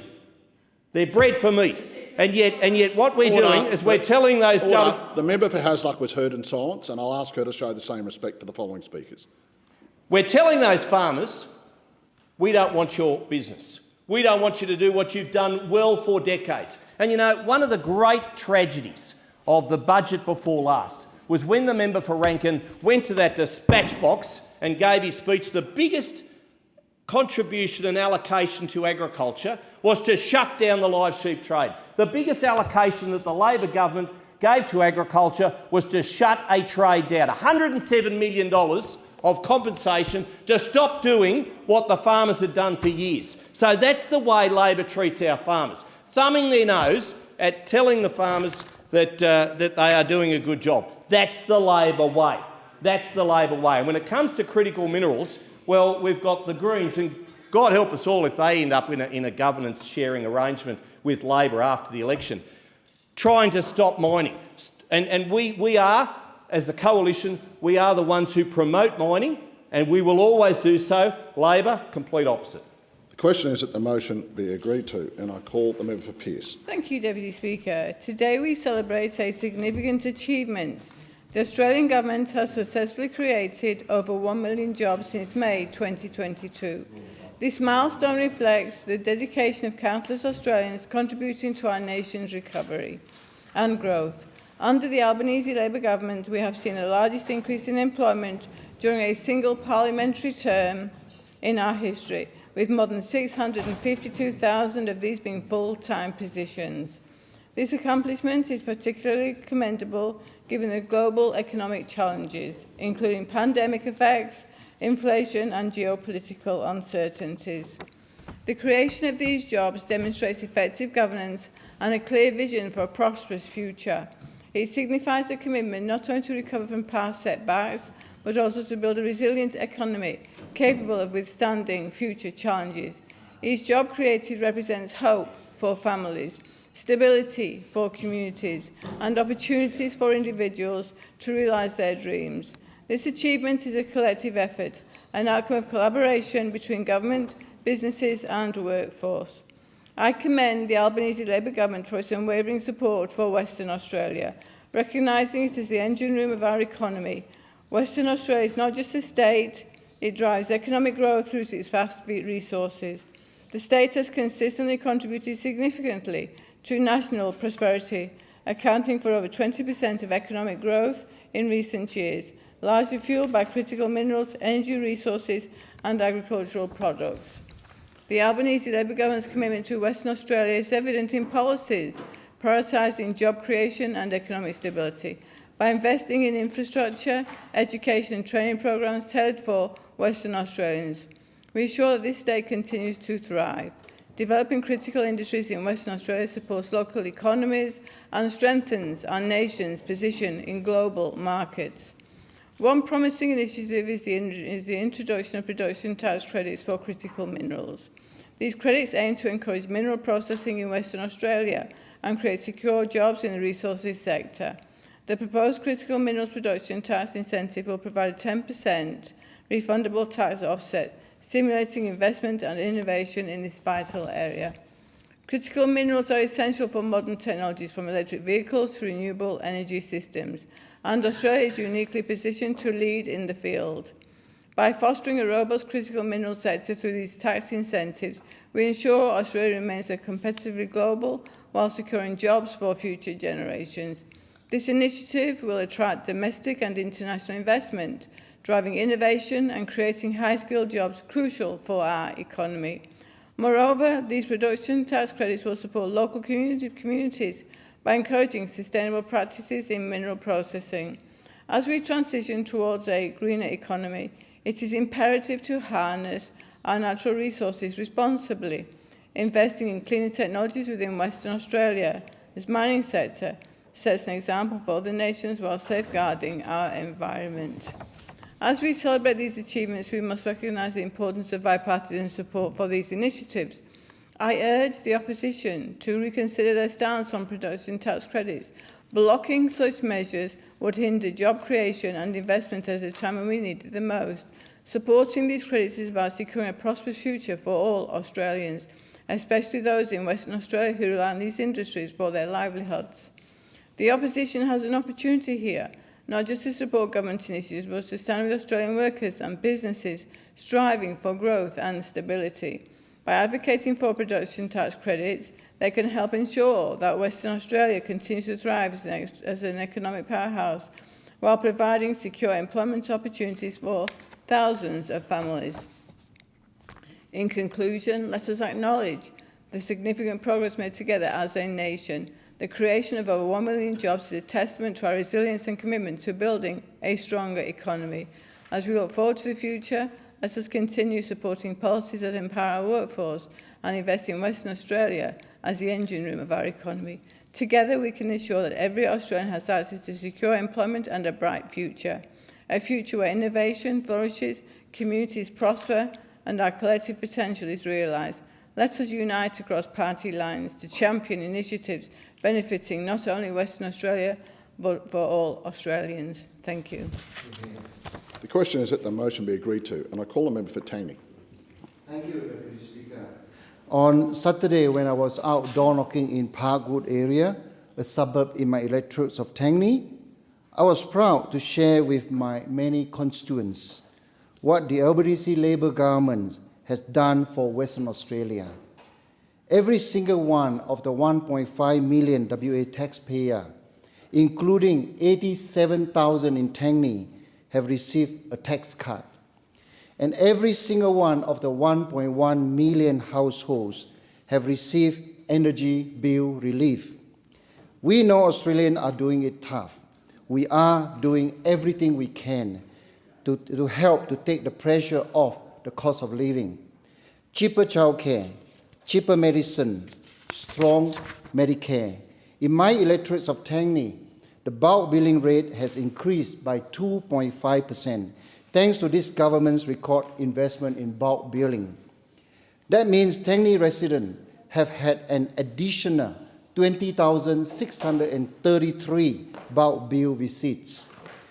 Tangney residents has also saved more than $8 million on more than 80,000 cheaper scripts. And under the Albanese Labor government, more than 1.1 million jobs has been created. Unemployment is now 4%. There is a record participation and widespread of job creation. Wages are growing. And we have made substantial progress on inflation. It is the first time in 50 years that Australia has an unemployment at 4%, or better, at the same time as inflation have been below 3%.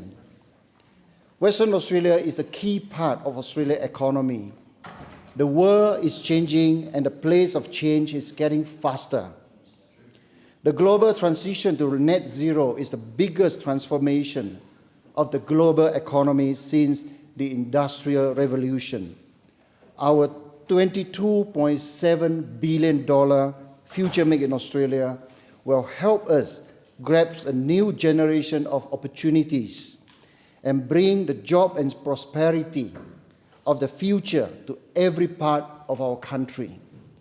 Western Australia is front and center when it comes to a Future Make in Australia. The Future Make in Australia plans build the foundation for a better future in Australia. It is about the many industrial and economy opportunity that come with a big global shift to net zero. It is about attracting and enabling investment, making Australia a leader in the renewable energy, value adding to our resources.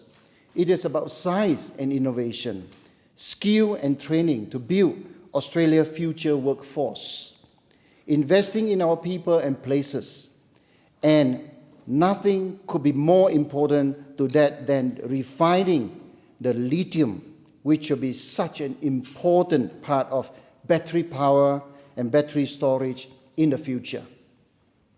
Western Australia has a central role to play in refining and processing critical minerals.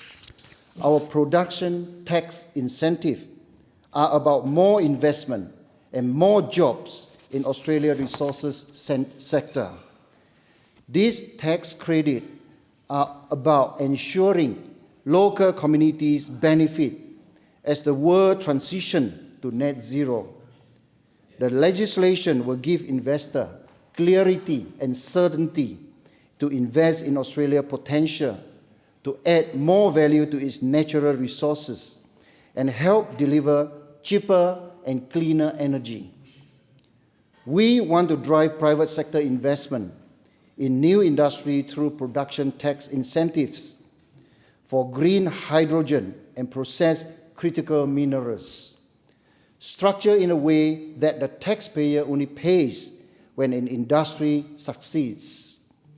This will help make Australia an indispensable part of the net zero economy of the future. We are backing Australians' idea, innovation and science.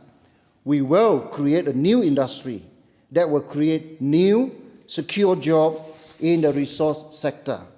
And we will train the workforce of the future. This is standing up for Western Australia. Thank you, Deputy Speaker. The time allotted for this debate has expired. The debate is adjourned and the resumption of the debate will be made in order of the day for the next sitting. And I call the clerk. Private members' business. Notice number 3, a motion relating to the rural doctors shortage. I call a member for Clare.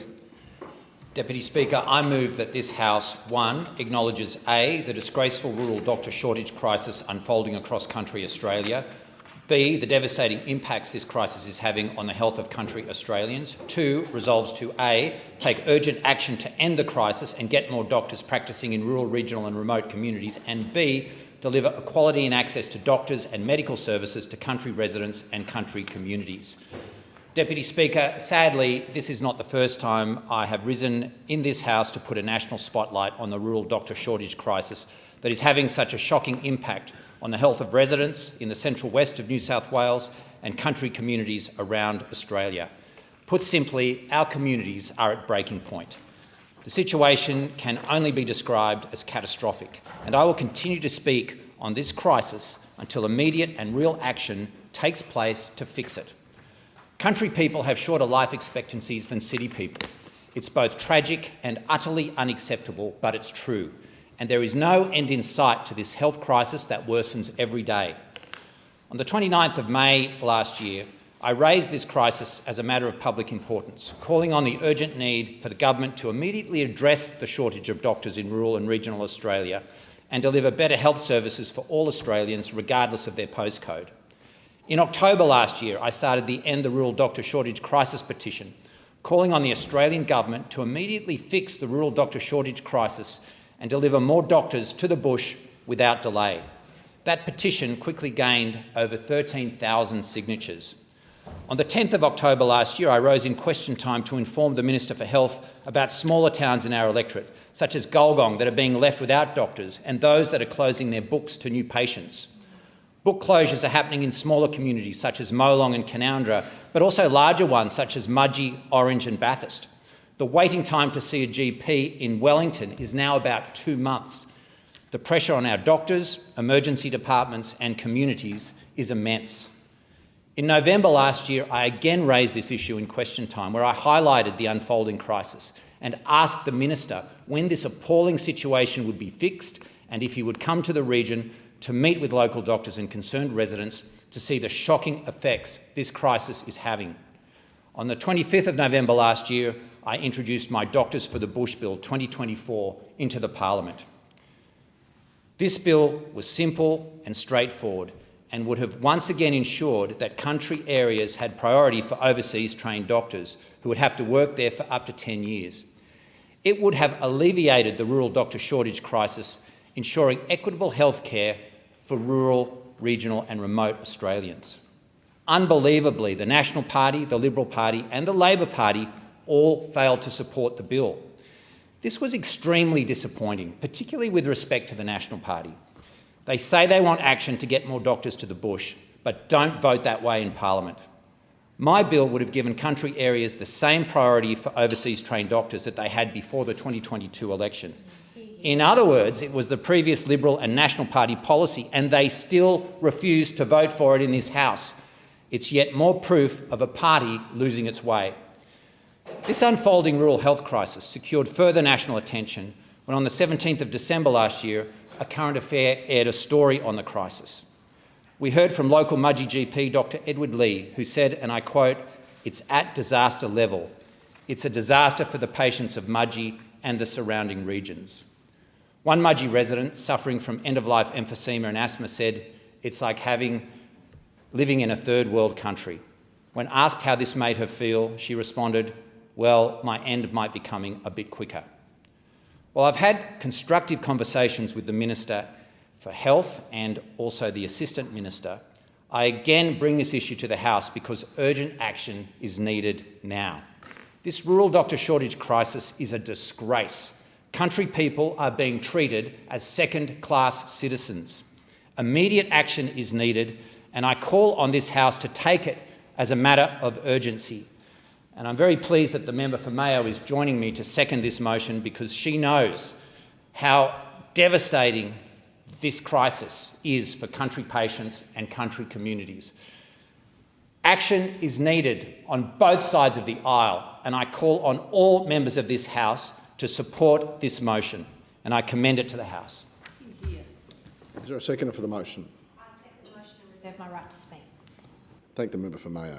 The question is that the motion be agreed to, and I call a member for Macarthur. Thank you very much, Mr Deputy Speaker, and I thank the member for Collier for putting forward this motion. Look, politicians like a quick fix. There is no quick fix to this problem, which has evolved over the last 40 or 50 years, and there are many causes.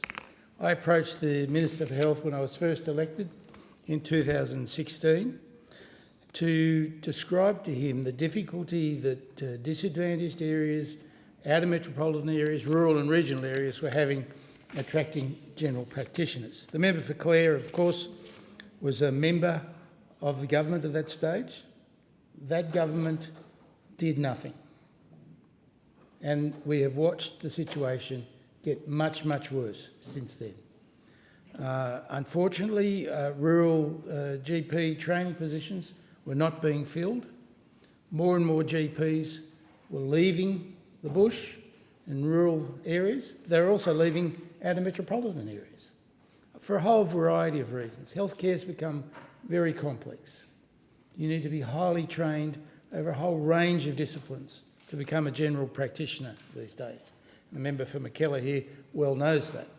And so people need to train for long periods of time. They need a lot of supports in place to practice 21st century medicine. And in rural areas, that's often very difficult to find. Skilled nurses, skilled allied health professionals, IT specialists, communication specialists, pharmacists, very difficult to obtain in rural and regional areas, but also in outer metropolitan areas. And I approached multiple times the Minister for Health in the Liberal National Party government about this.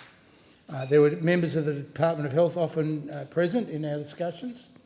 Very little has changed. Our government has put in place, the Labor government has put in place, a significant number of changes by increasing the number of rural clinical schools. And I pay my respects to the member for Parks, Mark Coulton, who's done his very best when he was the Assistant Minister for Rural Health in the previous government to try and improve that. We have added more medical schools, more recently in Northern Australia, to try and encourage more local training of medical practitioners. And for the first time in 2024, the number of rural training positions for GPs has been fully filled after almost a decade of those training positions not being filled. So it's a combination of problems, more complex medicine, the importance of having supports around for medical practitioners in rural and regional areas, and also outer metropolitan areas, the difficulty that practice with a family may involve in moving to a rural or remote area, and the lack of supports available through the health systems have led to this difficulty with attracting people to these areas.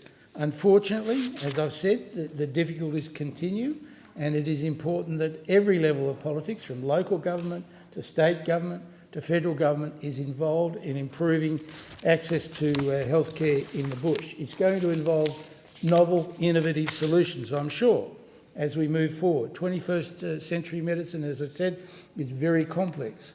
And for a general practitioner in a rural area, it includes training in emergency medicine, training in child health, training in geriatrics, training in cardiology, expertise in genomics and genetics, access to more complex pharmaceuticals.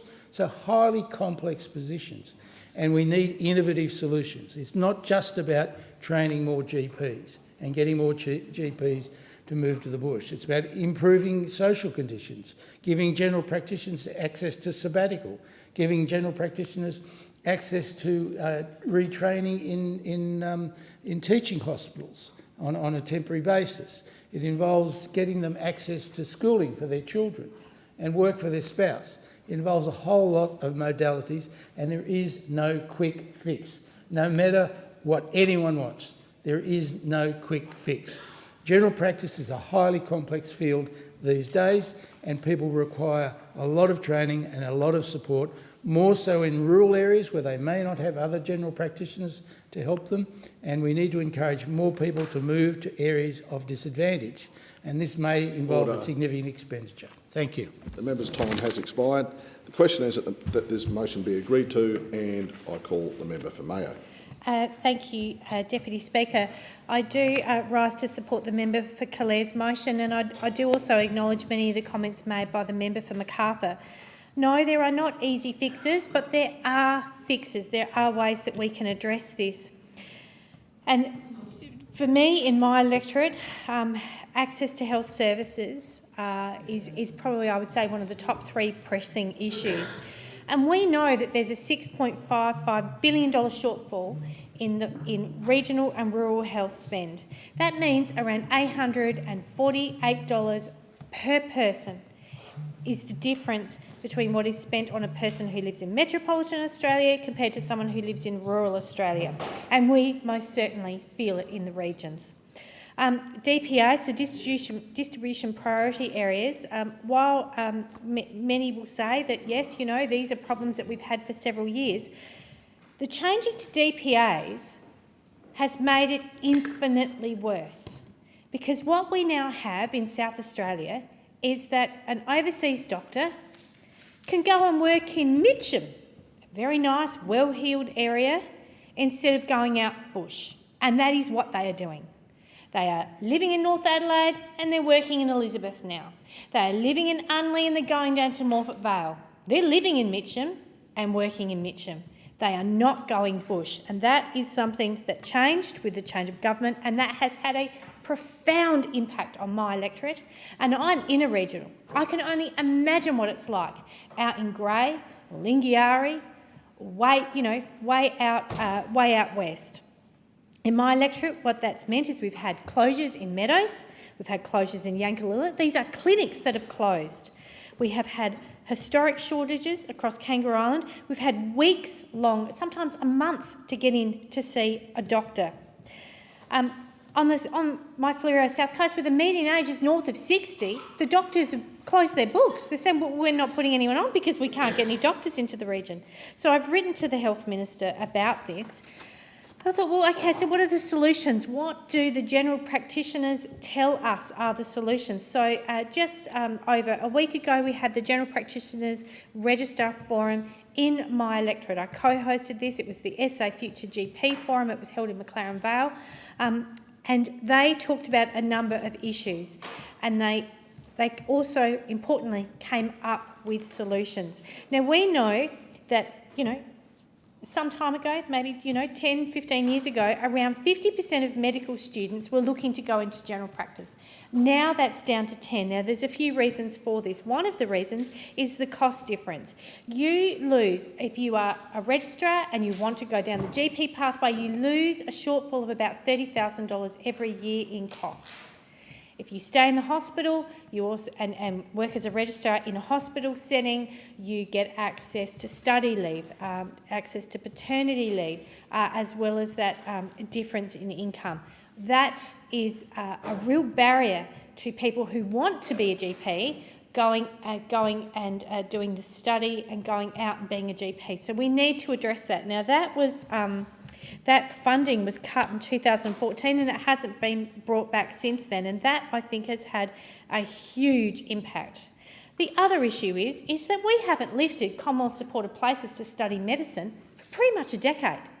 Again, it was frozen in 2014 and governments of both persuasions have not lifted it. We need to seriously lift the number of medical places because our population has grown substantially, but we've only seen, very marginal. I think maybe in the last couple of years, maybe 100 extra places across the nation to study medicine, while we have an ageing population.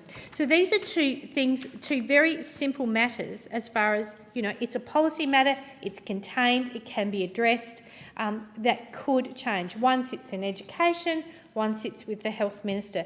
And so I support the member for Calaire's motion in saying this is a critical issue.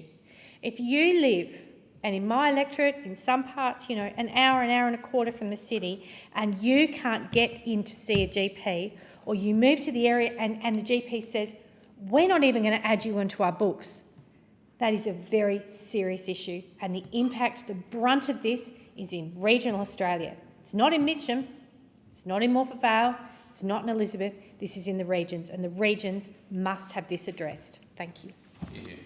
The question is that the motion be agreed to. I call the member for Macquarie. Thank you, Deputy Speaker, and I'm very happy to speak on this private member's motion. But I want to highlight the challenges of peri-urban areas like mine, which sit in a bit of a no man's land between urban and regional. And in fact, the region I represent is a mix of urban, regional, rural and remote in its character and geography, with small towns, hamlets, villages and large properties that make it not a one-size-fits-all place, and no single model of primary care is going to suit my constituents, and that means we really need to break down the issues area by area. And remembering that this is something that the Minister for Health has described as a crisis. We have a crisis because of the failure to invest in this very key part of primary care for so many years. The first region I want to focus on is the Blue Mountains, which sits anywhere from 60 kilometres to 120 kilometres from the Sydney CBD. And I recently held a roundtable with consumers in Katoomba towards the top of the mountains about their experiences, and then separately with GPs and practice managers, and both of them provided enormous insights into their experiences and their challenges. And I'm really grateful to all those who participated. And I also want to thank the Nepean Blue Mountains Primary Health Network representatives who were there, given their role really as an agent for distributing Commonwealth funding into primary health care at a local level. So there's a range of issues, and that includes the constraints of the modified Monash model that the previous government brought in, which only applies to the very top of the mountain. That's the bit that gets incentives, yet a few kilometres down the road, that the town of Katoomba does not attract those incentives. And that is our key population base, but it really constrains the services. The challenges that we face locally and nationally are a whole range of issues that I'm going to continue to work on. But what's really emerged is it's the access for those with a chronic illness or chronic condition that is really, they're really experiencing problems in getting ongoing continuity of care. And I think, when the steps we're taking to really look at the health system as a whole, to look at the role that nurse practitioners can have, to look at the role that pharmacies can have, so that people are working to what we call the top of their scope, the top of their ability, and extra training where it's needed. And that might mean giving these people Medicare item numbers to deliver certain things. It's things like making sure, whether it's contraceptives or treatments for UTIs or immunisation, that pharmacists are able to service that part of the healthcare system. All these things that take pressure off GPs so that they can see the people that only they can see. I'm very pleased to see that in 2025 a record 1,750 offers were likely to be made to junior doctors to begin government-funded GP training, and that a huge chunk of those have already been taken up. And we've certainly seen bulk billing rates turned around, with the biggest investment in bulk billing in that 40-year history of Medicare in the 2023 budget. And then in the last 2 years, we've delivered the 2 largest increases to Medicare rebates in 30 years. We've increased rebates in our 2 and a bit years by more than those opposite did in 9 long years. One of the things that is helping in the lower part of the mountains is the opening of the urgent care clinic in Penrith. And while it's not ideal for lower mountains people to travel down off the mountain, it is understood that that does provide more options for them compared to those higher up the mountains. And I know parents of young children have been particularly grateful for that urgent Medicare, the Medicare urgent care clinic that is down at Penrith, which I opened the year before last. I want to talk about why one is needed so badly in the Hawkesbury. The Hawkesbury desperately needs a Medicare urgent care clinic because it doesn't have the same access to the existing ones. This is a walk-in, like a mini emergency for urgent but not life-threatening conditions, with radiology there, open 7 days a week, 365 days a year, usually from 8 in the morning till 8 at night, so that everybody knows where to go when something urgent but not life-threatening happens. And I know my community wants this because more than 1,600 people have already signed my petition in supporting this. And I will keep advocating this as something that can be a real lifesaver for parents who don't want to be in the emergency department and want to get good care for their urgently needed kids. The time allotted for this debate has expired. The debate is adjourned and the resumption of the debate will be made an order of the day for the next sitting, and I call the clerk. Private members' business, notice number 4, a motion relating to trade apprentices. Call a member for Hunter. Thank you, Mr Speaker. I move the motion relating to prioritising trade apprentices in the terms in which it appears on the notice paper. Call a member for Hunter. Speaker, I want to highlight this government's strong commitment to its apprentices. Right now, it's a great time to start an apprenticeship in Australia. Sparkies, plumbers, chippies, mechanics, landscapers, painters, brickies, boilies and fitters, and so many more other workers that keep our economy booming are all vital trades that begin with an apprenticeship. When we came into government 3 years ago, Australia was facing a severe skills shortage. This shortage spanned numerous trades and industries, holding our economy back and limiting growth opportunities for business sector across Australia. When I speak to businesses in the Hunter, they tell me that the lack of skilled workers is stifling their ability to expand. Whether it's mining, viticulture or manufacturing, businesses are struggling to find the workers they desperately need. We listen to what businesses are telling us, and that's why addressing the skills shortage has been one of our highest priorities. We knew it wouldn't be an overnight fix. Instead, we've made a long-term investment in growing our skilled workforce by opening up pathways to education and training and making apprenticeships more attractive. Through long-term investment, we are steadily closing the skills gap. We've rebuilt the TAFE system and provided apprentices with the support they need to succeed. We had to rebuild the TAFE system because those opposite unfortunately left TAFE in ruins. They gutted funding, leaving the system on its knees. Is it any wonder that these reckless cuts led to a skills shortage? Without a strong TAFE system, how can we train the workers our economy needs? Those opposite like to think they understand the economy better, but their actions tell a different story. By slashing TAFE funding and making apprenticeships harder to complete, they discourage people from entering the trades, making the skills crisis even worse. We've still got a long way to go, but this government is committed to ending the skills shortage by supporting apprentices at every stage. Recently, we have just announced even more initiatives to further support apprentices. We are providing up to $10,000 per incentive payments, in incentive payments for apprentices to keep in key residential construction trades. We have also increased the allowance for apprentices living away from home, the first increase in over 20 years. But Speaker, those opposite have shown their true colours and have said these investments are wasteful spending. Their flawed logic suggests that cutting TAFE funding and slashing apprenticeship support skilled workers somehow would just appear. And when they did make cuts, they didn't reinvest that saving. Instead, they handed millions of taxpayers' dollars to their big business mates, $72 million to McDonald's, $1.6 million to a single Domino's franchisee who later was banned from employing apprentices for failing to meet training obligations. And although I do love a good burger, Speaker, I don't think the previous government should have wasted $28 million in taxpayers' money on the grilled burger chain. That money should have been spent directly on supporting apprentices as they gain the skills to help power our economy. The fact is that the opposition makes life harder for apprentices because they look down on people who don't have a university degree. I've had coalition supporters tell me that I'm not educated, that they mock me for dropping out of school. But Speaker, I'm proud that I went to TAFE. I'm proud that I chose a job where I could work with my hands. It takes all type of workers to build a strong, advanced economy like the one that we have here in Australia. All Australian workers deserve respect and should be supported in pursuing the career of their dreams. Just last week I spoke with Jackson, who's a young chippy from the Hunter. He told me that without the government's support, he wouldn't have been able to afford the tools and training he needed to complete his apprenticeship. Thanks to our investment in TAFE and apprenticeship incentives, Jackson is now on track to becoming a fully qualified carpenter, helping to build the homes and infrastructure in our community. Completing an apprenticeship is more than just learning technical skills. It's about developing confidence, building connections, and preparing for a successful career. That's why TAFE is so important.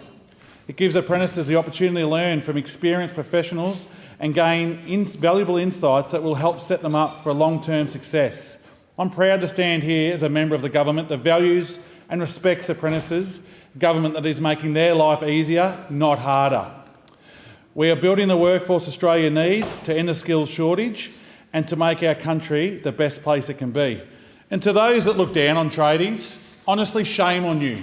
Shame on you, because tradies, they're the ones that build your houses. They're the ones that cut your hair, cut your kids' hair. They're the ones that do the concreting. They're the ones that do all the work where people get their hands dirty for the ones that don't want that. So shame on you for looking down on them. The question is that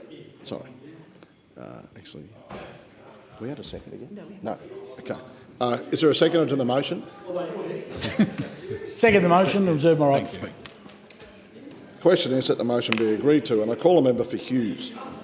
Thank you, Deputy Speaker. And I do actually thank the member for Hunter for bringing this motion, because it gives me an opportunity to also say to the member of Hunter that I am similarly very proud of him that he went through the vocational educational training sector, and I am similarly very supportive of that sector, as it is the sector that does build Australia.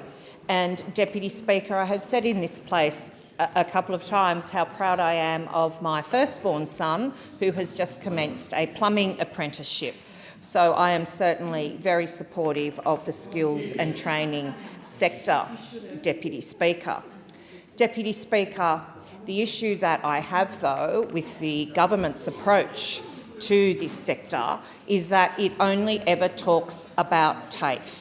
We hear fee-free TAFE, and for the reasons I'm going to set out shortly, Deputy Speaker, the fee-free TAFE legislation is simply not going to do what it was designed to do, because yet again, Labor loves the big slogan, the big headline, it's all going to be free, but their delivery on policy over and over again demonstrates that they cannot deliver that they proclaim so loudly through a megaphone.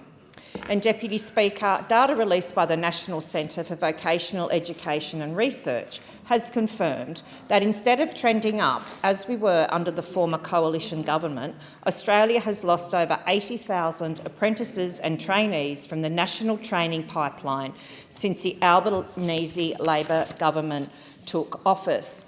And Deputy Speaker, why is it that the government will only fund TAFE? Why do we just hear TAFE, TAFE, TAFE, TAFE, TAFE? Because, Deputy Speaker, on our side of the House, we support students who wish to go into vocational education training if they want to go and get that training from a private registered operator. For example, Deputy Speaker, I've met with the National Electrical and Communications Association. They currently have between 500 and 600 apprentices on their books in the carpentry trade, carpentry and building. There is no funding available to this organisation from the fee-free TAFE legislation, but this organisation has a 90% apprenticeship completion rate. TAFE, 50% completion rate. I've also met with the Master Plumbers of New South Wales, a big shout out to CEO there, Nate Smith, who said that his operation, they have an 80% success rate in getting their plumbing apprentices through. Compare that to the rates at TAFE of 50%. In April last year, the Master Plumbers of New South Wales wrote to the then Skills Minister, Brendan O'Connor, and sought joint funding to establish a new skills and training centre out in Western Sydney, and the response was completely unequivocal, but it appears that the government, who sprouts their support for this industry, will not support Western Sydney to have anything other than TAFE provided funding. So, Deputy Speaker, the reason that the Coalition is opposing Labor's TAFE-only approach is because we support all students in this sector, not just some. We'll back every single student, regardless of whether they are training at a TAFE or at an independent provider, because on this side of the House, Deputy Speaker, we are about providing people with choice. And a student who's starting vocational educational training should, if they're going to receive government funding, be able to avail themselves of the choice to either go to TAFE or go through a private operator. Why does this government so dislike private operations? Why do they not support anything other than a TAFE heavily unionised workforce? We are very concerned about Commonwealth funding, taxpayers' money that only directs resources to one particular training model, and it's a training model that is not nearly as successful as training models that have been developed through the private sector. And I'm certainly not saying that TAFE should be defunded, Deputy Speaker. What I'm saying is that the private sector should be equally equally as well funded. Thank you, Deputy Speaker. The question is that the motion be agreed to. I call the member for McEwen. Thank you very much, Deputy Speaker. As one of the few members of Parliament who actually went from school straight into trade, I can testify the importance of apprenticeships, especially for young Australians to establish themselves in a workforce and an opportunity to further educate yourself. Some of the best lessons I learned, even in this place, was learned on a factory floor when you're dealing with migrants and the unfair treatment that they received during that time. But also, you start to realise the importance of apprenticeships and how short-changed they are by where you're working for sometimes 25 to 30% less than the person standing next to you doing exactly the same job. So Labor has long been the party for the worker and for training, and TAFE is so important. It's important right across no matter what field you look at, which is why I sort of shake my head when I listen to those opposite talking about how they talk down TAFE and say it's no good and we should look at registered training providers. Well, we've seen that during the Morrison-Turnbull-Abbott mess, the important issues that people face through the dodginess of some of the RTOs that were costing millions of dollars and not delivering anything. Now, you would have thought if trade training was important to those opposite, you'd say, well, why would you shut down trade training centres? In our home state of Victoria, trade training centre that actually encompassed using independent and public schools to train kids in things like building, construction, that sort of helps create the mess that we've been left with since we come into government because of the shortage of workforce, but also in the automotive. And we know what happened with the automotive sector, where Joe Hockey stood in Parliament and pushed Holden out of Australia, while his Liberal mate in Victoria, Dave Hodgett, was sitting in the foyer at GMH trying to support the automotive industry. But that's just what we had. They did not care about trades, they never have and they never will. We wouldn't have the shortage we'd had if they'd kept trade training centres open. The ability for kids in country areas to actually access trades, utilising different services at different schools. Assumption College had a fantastic commercial kitchen, so those that were learning the culinary trades could go there from no matter what school they went to. If you're in automotive, you could go to Seymour College or you could go to Whittlesea. The same as you could go to Whittlesea or Broadfield and other places to learn about building. These kids, that's one generation of children that went through school, became adults and didn't get access to great support in TAFE and their education opportunities they could have had the former government not blown the budget that bad and destroyed training in Victoria and across the nation. The importance of TAFE can never be underestimated. It's there for a fantastic reason, to actually put together the opportunity to help kids build a great future and then a great career. And that's why it's important that we've committed the $10,000 incentive payment for Australians going through construction apprenticeships, because we have a crisis in housing in this country, a crisis that started back in the late 2017, I think, when it was at that time we were talking about a housing crisis, and I think the words used by those opposite were "get rich parents." Remember that strongly. Under Turnbull, get rich parents. That was your way to get a house. That was the way they got their excuse. And we know, well, as the Leader of the Opposition is living testament that the only way he could get a house was through rich parents. But not everyone has rich parents. So the opportunity to learn a trade, go out, forge your own career and build in this country was savagely cut over nearly 6 years that they were in government. And that has become a national disgrace. And at the same time as we need to import workers to actually do the work while the training begins, we've got those opposite saying, no, we shouldn't be doing that either. So they don't want to train people, they don't want to bring people in to do the job and then sit there and complain about a housing crisis that they were very heavily involved in starting in the first place. Housing crisis didn't start on May 22, it started a long time ago, but it really raised its head in 2017 and those opposite put their head in the sand and did nothing about it.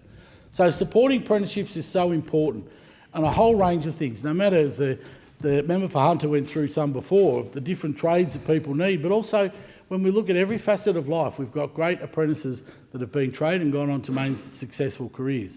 I'm also proud that I've done my apprenticeship and I went to Collingwood TAFE, which was anything with Collingwood you try and avoid, but it was a great learning curve to go there and meet just hundreds of different people from across the state in similar situations, but learning. Sadly, a lot of the trades we've seen have disappeared off our shores. I was in the footwear and clothing industry and that's now gone overseas. It's only a very handful of small manufacturers here today. But we've got to produce that back. If we want to end our skills crisis, fix up our issues in relation to supply chains. We've got to start doing more here, and it's this government, the Albanese government, that's actually returning the ability for apprenticeships to come back to this nation. The question is that the motion be agreed to. I call the member for Riverina. Well, thank you, Madam Deputy Speaker, and the member for Hunter brings to this chamber a motion about apprentices.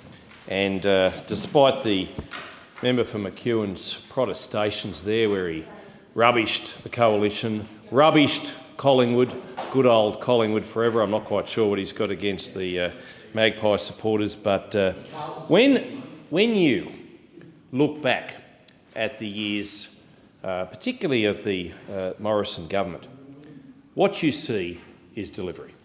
What you see in those 9 years is a government with a laser-like focus on making sure that our apprentices had the very best environment so that they could not just survive but thrive, so that they could be their best selves. And what we had in those final couple of years, certainly 18 months of the Morrison government, was a global pandemic, a worldwide shutdown, not seen since 1919, not since the end of World War I, had the planet been subjected to economic conditions like this. The Great Depression was obviously a great setback, but the 1919 flu caused so much heartache and disruption as well to the economic fortunes of many, many nations, which obviously then went into the Great Depression. And those years of the 1920s and early 30s were shocking, were just dreadful. But during the pandemic of 2020, 1.1 million jobs created. Not necessarily by government, because government doesn't create jobs, it's private enterprise that creates jobs. But under our watch, under our stewardship, 220,000 trade apprentices, 3 years of delivery under the member for Cook's government, and 1,213 major transport projects supporting 100,000 jobs, 110 went up to $120 billion of investment. And I mention that because all too often our truckies are forgotten when we're talking about people who do the hard yards for this nation. And what we should be doing is applauding our truck drivers because they keep the nation going. And people often say it's not a skill. Well, I defy anybody to back one of those B-doubles or larger vehicles into the tight nooks and crannies of a supermarket rear yard where they do the distribution of goods to those food places of food distribution. I defy anybody to be able to do it. They can and they do, and we owe them a debt of gratitude. But when the member for Hunter, in his notes to this particular bill, he talks about $72 million to McDonald's. I always like to see somebody with a McDonald's on their CV because you know they're going to turn up on time. You know they're going to be disciplined. You know they're going to do the right thing. Why he's picked on Macca's, I do not know. I do not understand that. But to the point about fee-free TAFE, it is a bit of a furphy because what we're doing is those other private providers who do such a great job, yes, in competition to TAFE, they've been neglected by this government. They've been overlooked by this government. Their efforts have been overshadowed by this government. And we need to do the very best we can for apprentices. And one of the first things that we can do for apprentices is reduce the cost of living. But those opposite, they forget or they forgot about the cost of living. They didn't talk about the cost of living for the first 18 months they were in office. And it was only after they lost the referendum for the voice that they all of a sudden realised that people were hurting, and particularly apprentices. And those apprentices who are just getting out into their own profession, they need every tax break, they need every help they can get. I have to say that the former member for Warringah, Tony Abbott, when Prime Minister, brought in a great tools of the trade benefit so that they could get the tools by which they could do their occupations and do it well. We have always had incentives in there for our apprentices. It's only a coalition government that will look after apprentices. It's only a coalition government that will address the cost of living pressures that apprentices are under. The question is that the motion be agreed to. I call the member for Holt. Thank you, Deputy Speaker. Today I stand in strong support of this motion, recognising the Albanese government's steadfast commitment to supporting apprentices and rebuilding our trade sector, addressing the crucial skills shortage created by the previous government. Neglecting investment in TAFE and trades is vital for our country's future. Many of us know that everyday Australians' real opportunity is far more than a talking point. It can be the difference between scraping by and setting a solid foundation for the future. I have lived that reality myself. Before I set foot in this chamber, I spent 15 years baking and stacking shelves, and it showed me what a genuine chance a training and a stable income can mean for a person's life. When we took office, we inherited a TAFE system that had been neglected for over a decade. We also inherited a workforce solely lacking in skilled tradespeople, a gap that was holding back our economy and denying Australians the chance to learn secure and rewarding skills. That's why we've made a priority to invest in our trades and TAFE system. Through the National Skills Agreement, we are delivering a historic $12.6 billion investment to rebuild TAFE. This agreement, signed with states and territories, will provide 300,000 fee-free TAFE places in areas in critical need, including aged care, childcare, and the digital economy. We've also made free TAFE permanent, because we believe that every Australian deserves the opportunity to gain the skills they need to build a better future. Free TAFE has already helped over 355,000 Australians access training since its introduction. And making it permanent ensures that this opportunity will be available for generations to come. We are guaranteeing 100,000 new TAFE places each and every year going forward, focused on areas of national skills shortage. This is to ensure more Australians can access quality training in areas where we need skilled workers most. In my electorate of Holt, I've spoken to apprentices forced to juggle 2 jobs just to keep their training going. Some told me they had to pull out of their apprenticeship altogether when the cost of daily life, rent, bills, travel became way too expensive. That's why we are introducing the Housing Construction Apprenticeship Program. This will provide a $10,000 incentive to apprentices in residential construction trades. This means that someone who wants to become a plumber or a bricklayer will have extra support. We will also increase the allowance for apprentices who live away from home, the first significant increase in over 20 years. This boost is necessary to supporting tradies to finish their courses. This means better support for workers. We need to keep building homes and addressing the housing shortage. Labor is taking these measures because we know we need a strong TAFE sector to build our country's future, to revitalise our manufacturing sector and to start making these things right here in this country, to build the homes our country needs for the future. By lifting our apprentices, we are also lifting up the families and local businesses that rely on their income and expertise. For too long, the Liberals have neglected our trade sector. While they call free TAFE wasteful spending, they are more than happy for the government to fund billions for corporate lunches. This really shows their priorities. Labor knows a strong trade sector means a strong economy. A strong economy means more opportunities for all Australians. Unlike the Liberals, Labor will never take our TAFE sector for granted.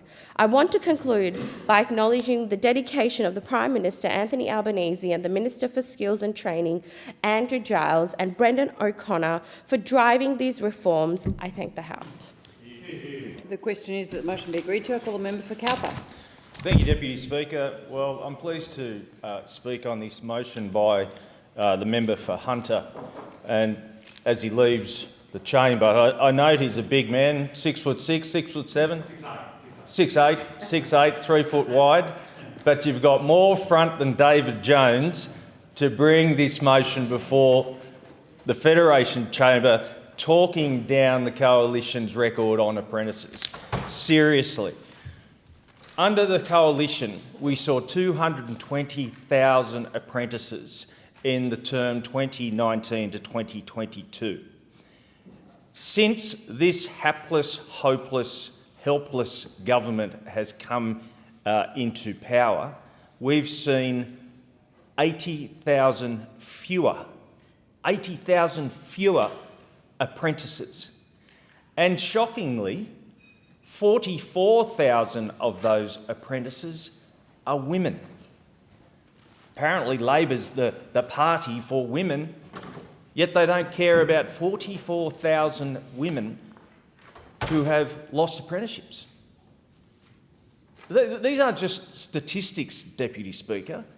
These are real people, real lives, real dreams crushed.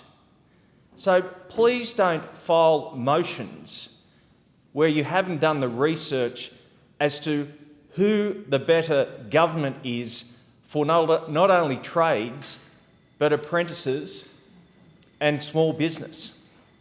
Division has been called for in the House. The proceedings are suspended to enable honourable members to attend the division, and the proceedings will resume when the Chair of the Federation Chamber is resumed at the conclusion of the division or subsequent divisions.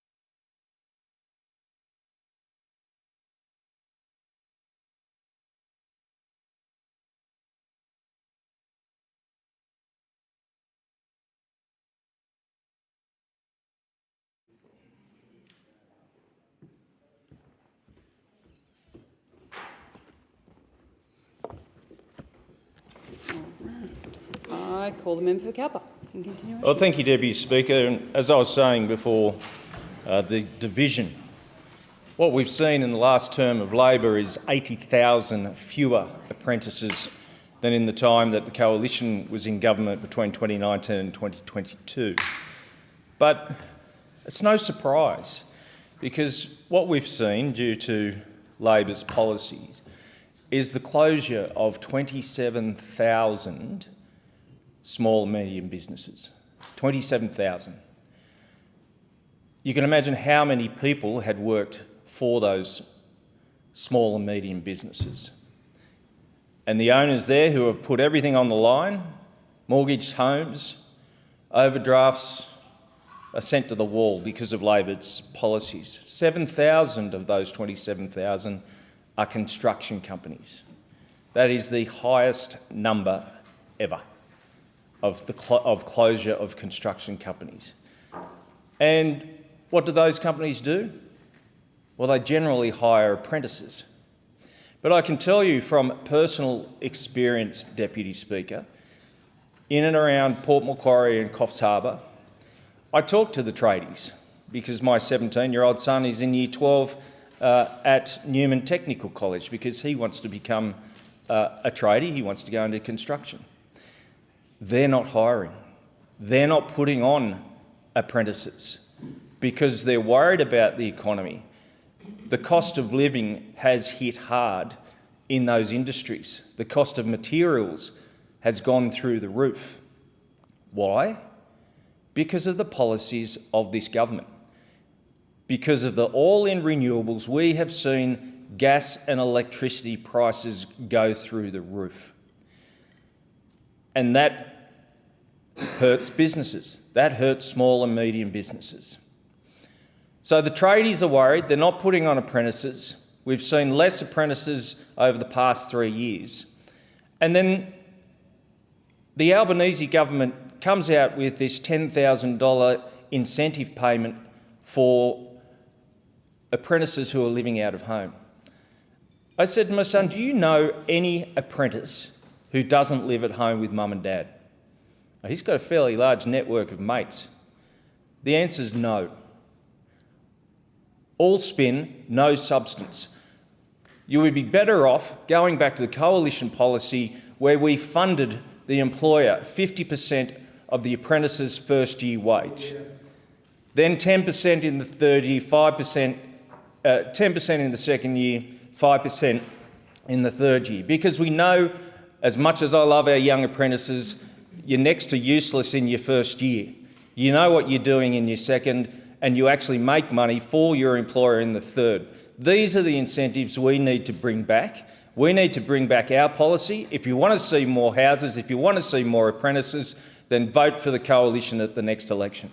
Thank you, Deputy Speaker. The question is that the motion be agreed to. I call the member for Adelaide. Thank you, Deputy Speaker. Deputy Speaker, I'd like to congratulate the member for Hunter for this motion because a better educated workforce drives innovation, productivity and long-term economic growth. And this is what TAFE does exactly. It assists people to skill up, to learn different trades, to perhaps at a particular time in their life to go and upskill and to ensure that they can contribute to a long-term economic growth in our nation.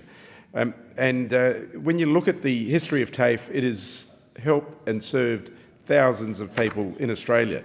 My own family is no exception. My son's a plumber. He went through TAFE, did his plumbing certificates, etc., and it has served him very well. I'm a product of TAFE. I didn't go to university. I finished Year 12 and went back to TAFE later on in life to upskill and get certain certificates.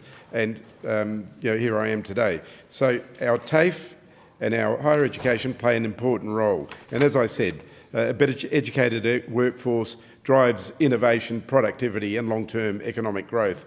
And this is particularly important to my electorate and to my home state of South Australia, particularly in my electorate of Adelaide as well, because we know that South Australia has a commitment to build naval nuclear-powered submarines, and we know that they'll be built in South Australia. So we need skills and trades. Certainly we need to prepare for it, to be ready for those skills and trades, so the workforce that's needed will be there.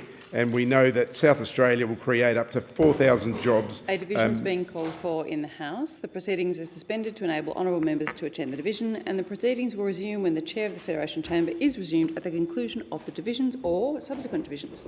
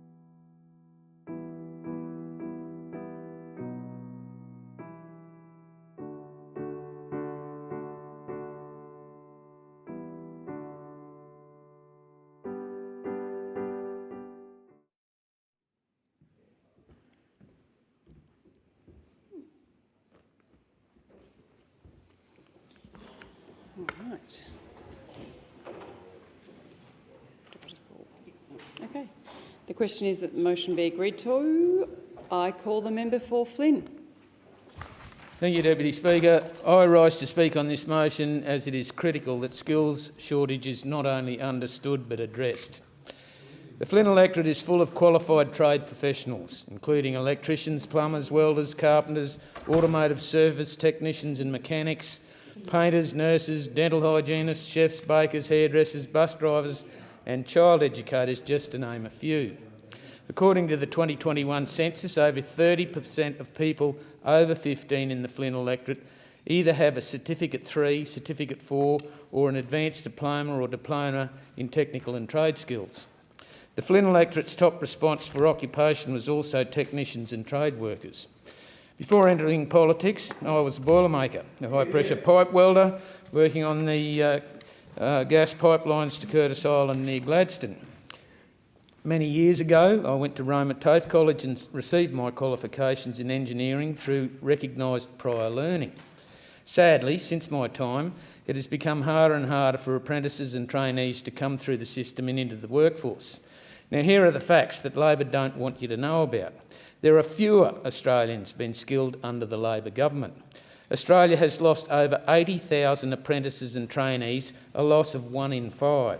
There are 34,685 fewer women apprentices and trainees in training and near half of new starts for women and skills, or a loss of 44,605 equivalent places. There are fewer trade apprentices in training and a 25% drop of new starts, and there are fewer construction trade apprentices in training with a 26% drop in new starts. Skills shortages have worsened since the Albanese government took office and remain higher today than under the coalition.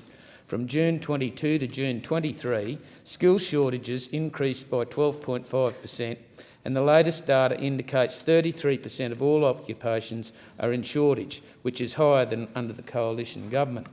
More than 27,000 businesses have gone insolvent since the Albanese government was elected, and Labor's economic failures have made it harder than ever to put on an apprentice or a trainee. With issues such as skills shortage, it is incredibly important that we start to think outside the box and address this significant problem. One massive issue is lack of childcare providers, and this is particularly relevant to small communities throughout Australia. An industry that employs 200,000 people, 21,000 more qualified professionals are required to address the current shortage. Another 18,000 must be hired to meet future demand, and additional 18,000 will be needed to help realise the federal government's childcare subsidy and expanded preschool plans. This was all found in the federal government's report released in 2024. And furthermore, if Australia wants to improve children's development by offering universal preschool, the early childhood education industry will have to grow by 3% every year. It is clear as the day that the childcare sector is struggling not only to attract but to retain workers. One idea that I've raised and is worth looking into is providing recognition of prior learning for parents and grandparents to attain qualifications to become childcare educators. I had a history of welding which is recognised, and I don't understand why the same can't be applied for the parents and grandparents with respect to the childcare sector. The one-size-fits-all approach on education is not working, and most certainly does not work in rural and regional Australia. We need a government to prioritise the valued tradies and workers, including in our skilled migration intake. For an example, Labor has failed to build on the homes Australians need and failed to manage an immigration system that provides the right workers to help supplement this demand. Instead, this Labor government is putting martial arts and yoga instructors ahead of skilled workers, including bricklayers, painters, roof tilers and stonemasons, in the visa queue. The Albanese government's own data makes it clear they have made skills shortages worse and have delivered the worst skills shortages in 50 years. How can a Labor government bring 1 million people to Australia and have a skills shortage? Deputy Speaker, the Coalition has outlined our plan to train our next generation of Australians with the skills required for the workforce for the future, address the supply chain constraints and invest in skills and development. while creating more apprenticeships and traineeships and ensure the training system is delivering the skills Australians need. Only the Coalition has this plan to address this skill shortage and get Australia back on track. There being no further speakers, the debate is adjourned and the resumption of the debate will be made in order of the day for the next sitting. I call the clock. Notice number 5, private members' business, a motion relating to Australia Day award recipients. The member for Page. I move the motion relating to Australia Day 2025 award recipients in the terms in which it appears on the notice paper.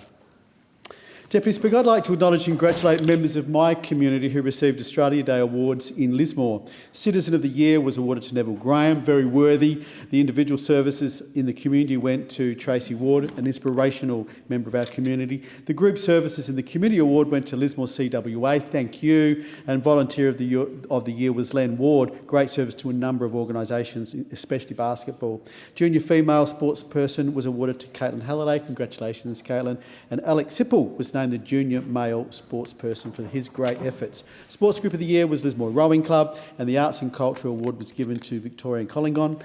The late John Buttram received an OAM for service to cricket and to the community, and Lieutenant Colonel Sana Fernandez received a Conspicuous Services Cross for outstanding achievement during the 2022 floods, and she certainly did. Very helped me personally. Congratulations to all the winners and nominees. Deputy Speaker, I'd like to acknowledge and congratulate members of my community who received Australia Day awards in the Clarence Valley. I had the great pleasure to be there that day. Citizen of the Year was Gavin Raywood, Young Citizen of the Year was Nash Crofton, Jenny Vickery is this year's local hero, and the Community Achievement Award went to Warm Touch 2460. And Julie Hemerson from Woomba received an OAM for service to the community health, particularly through dyslexia support. The Australian Fire Service Medal was also awarded to Scott Campbell and Gary Reardon for their contributions. Congratulations to all the winners and nominees.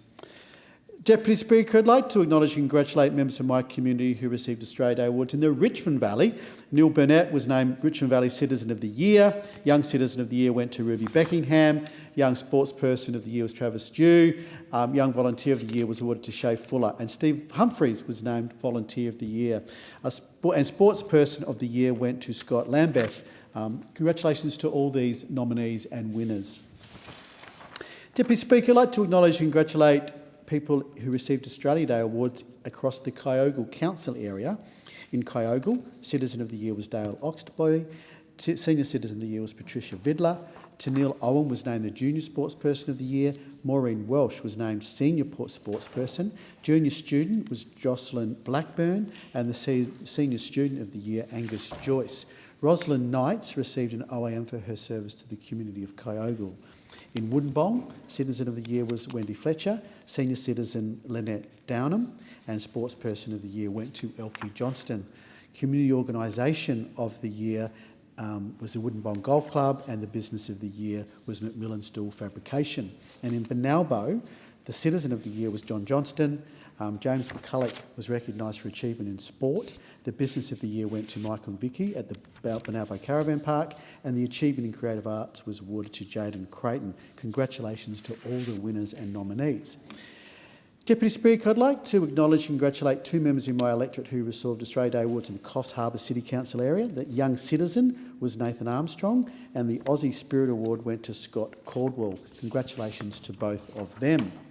And Deputy Speaker, I'd like to acknowledge and congratulate members who received Australia Day awards in the Ballina Council area. In my electorate, Volunteer went to Diane Parker, and the Arts and Cultural Award was given to Mariah Gavino-Roberts, and the Young Citizen to Lachlan Trees. Congratulations to all the nominees and winners. It being 1:30, the Federation Chamber now stands suspended until 4 p.m. this afternoon.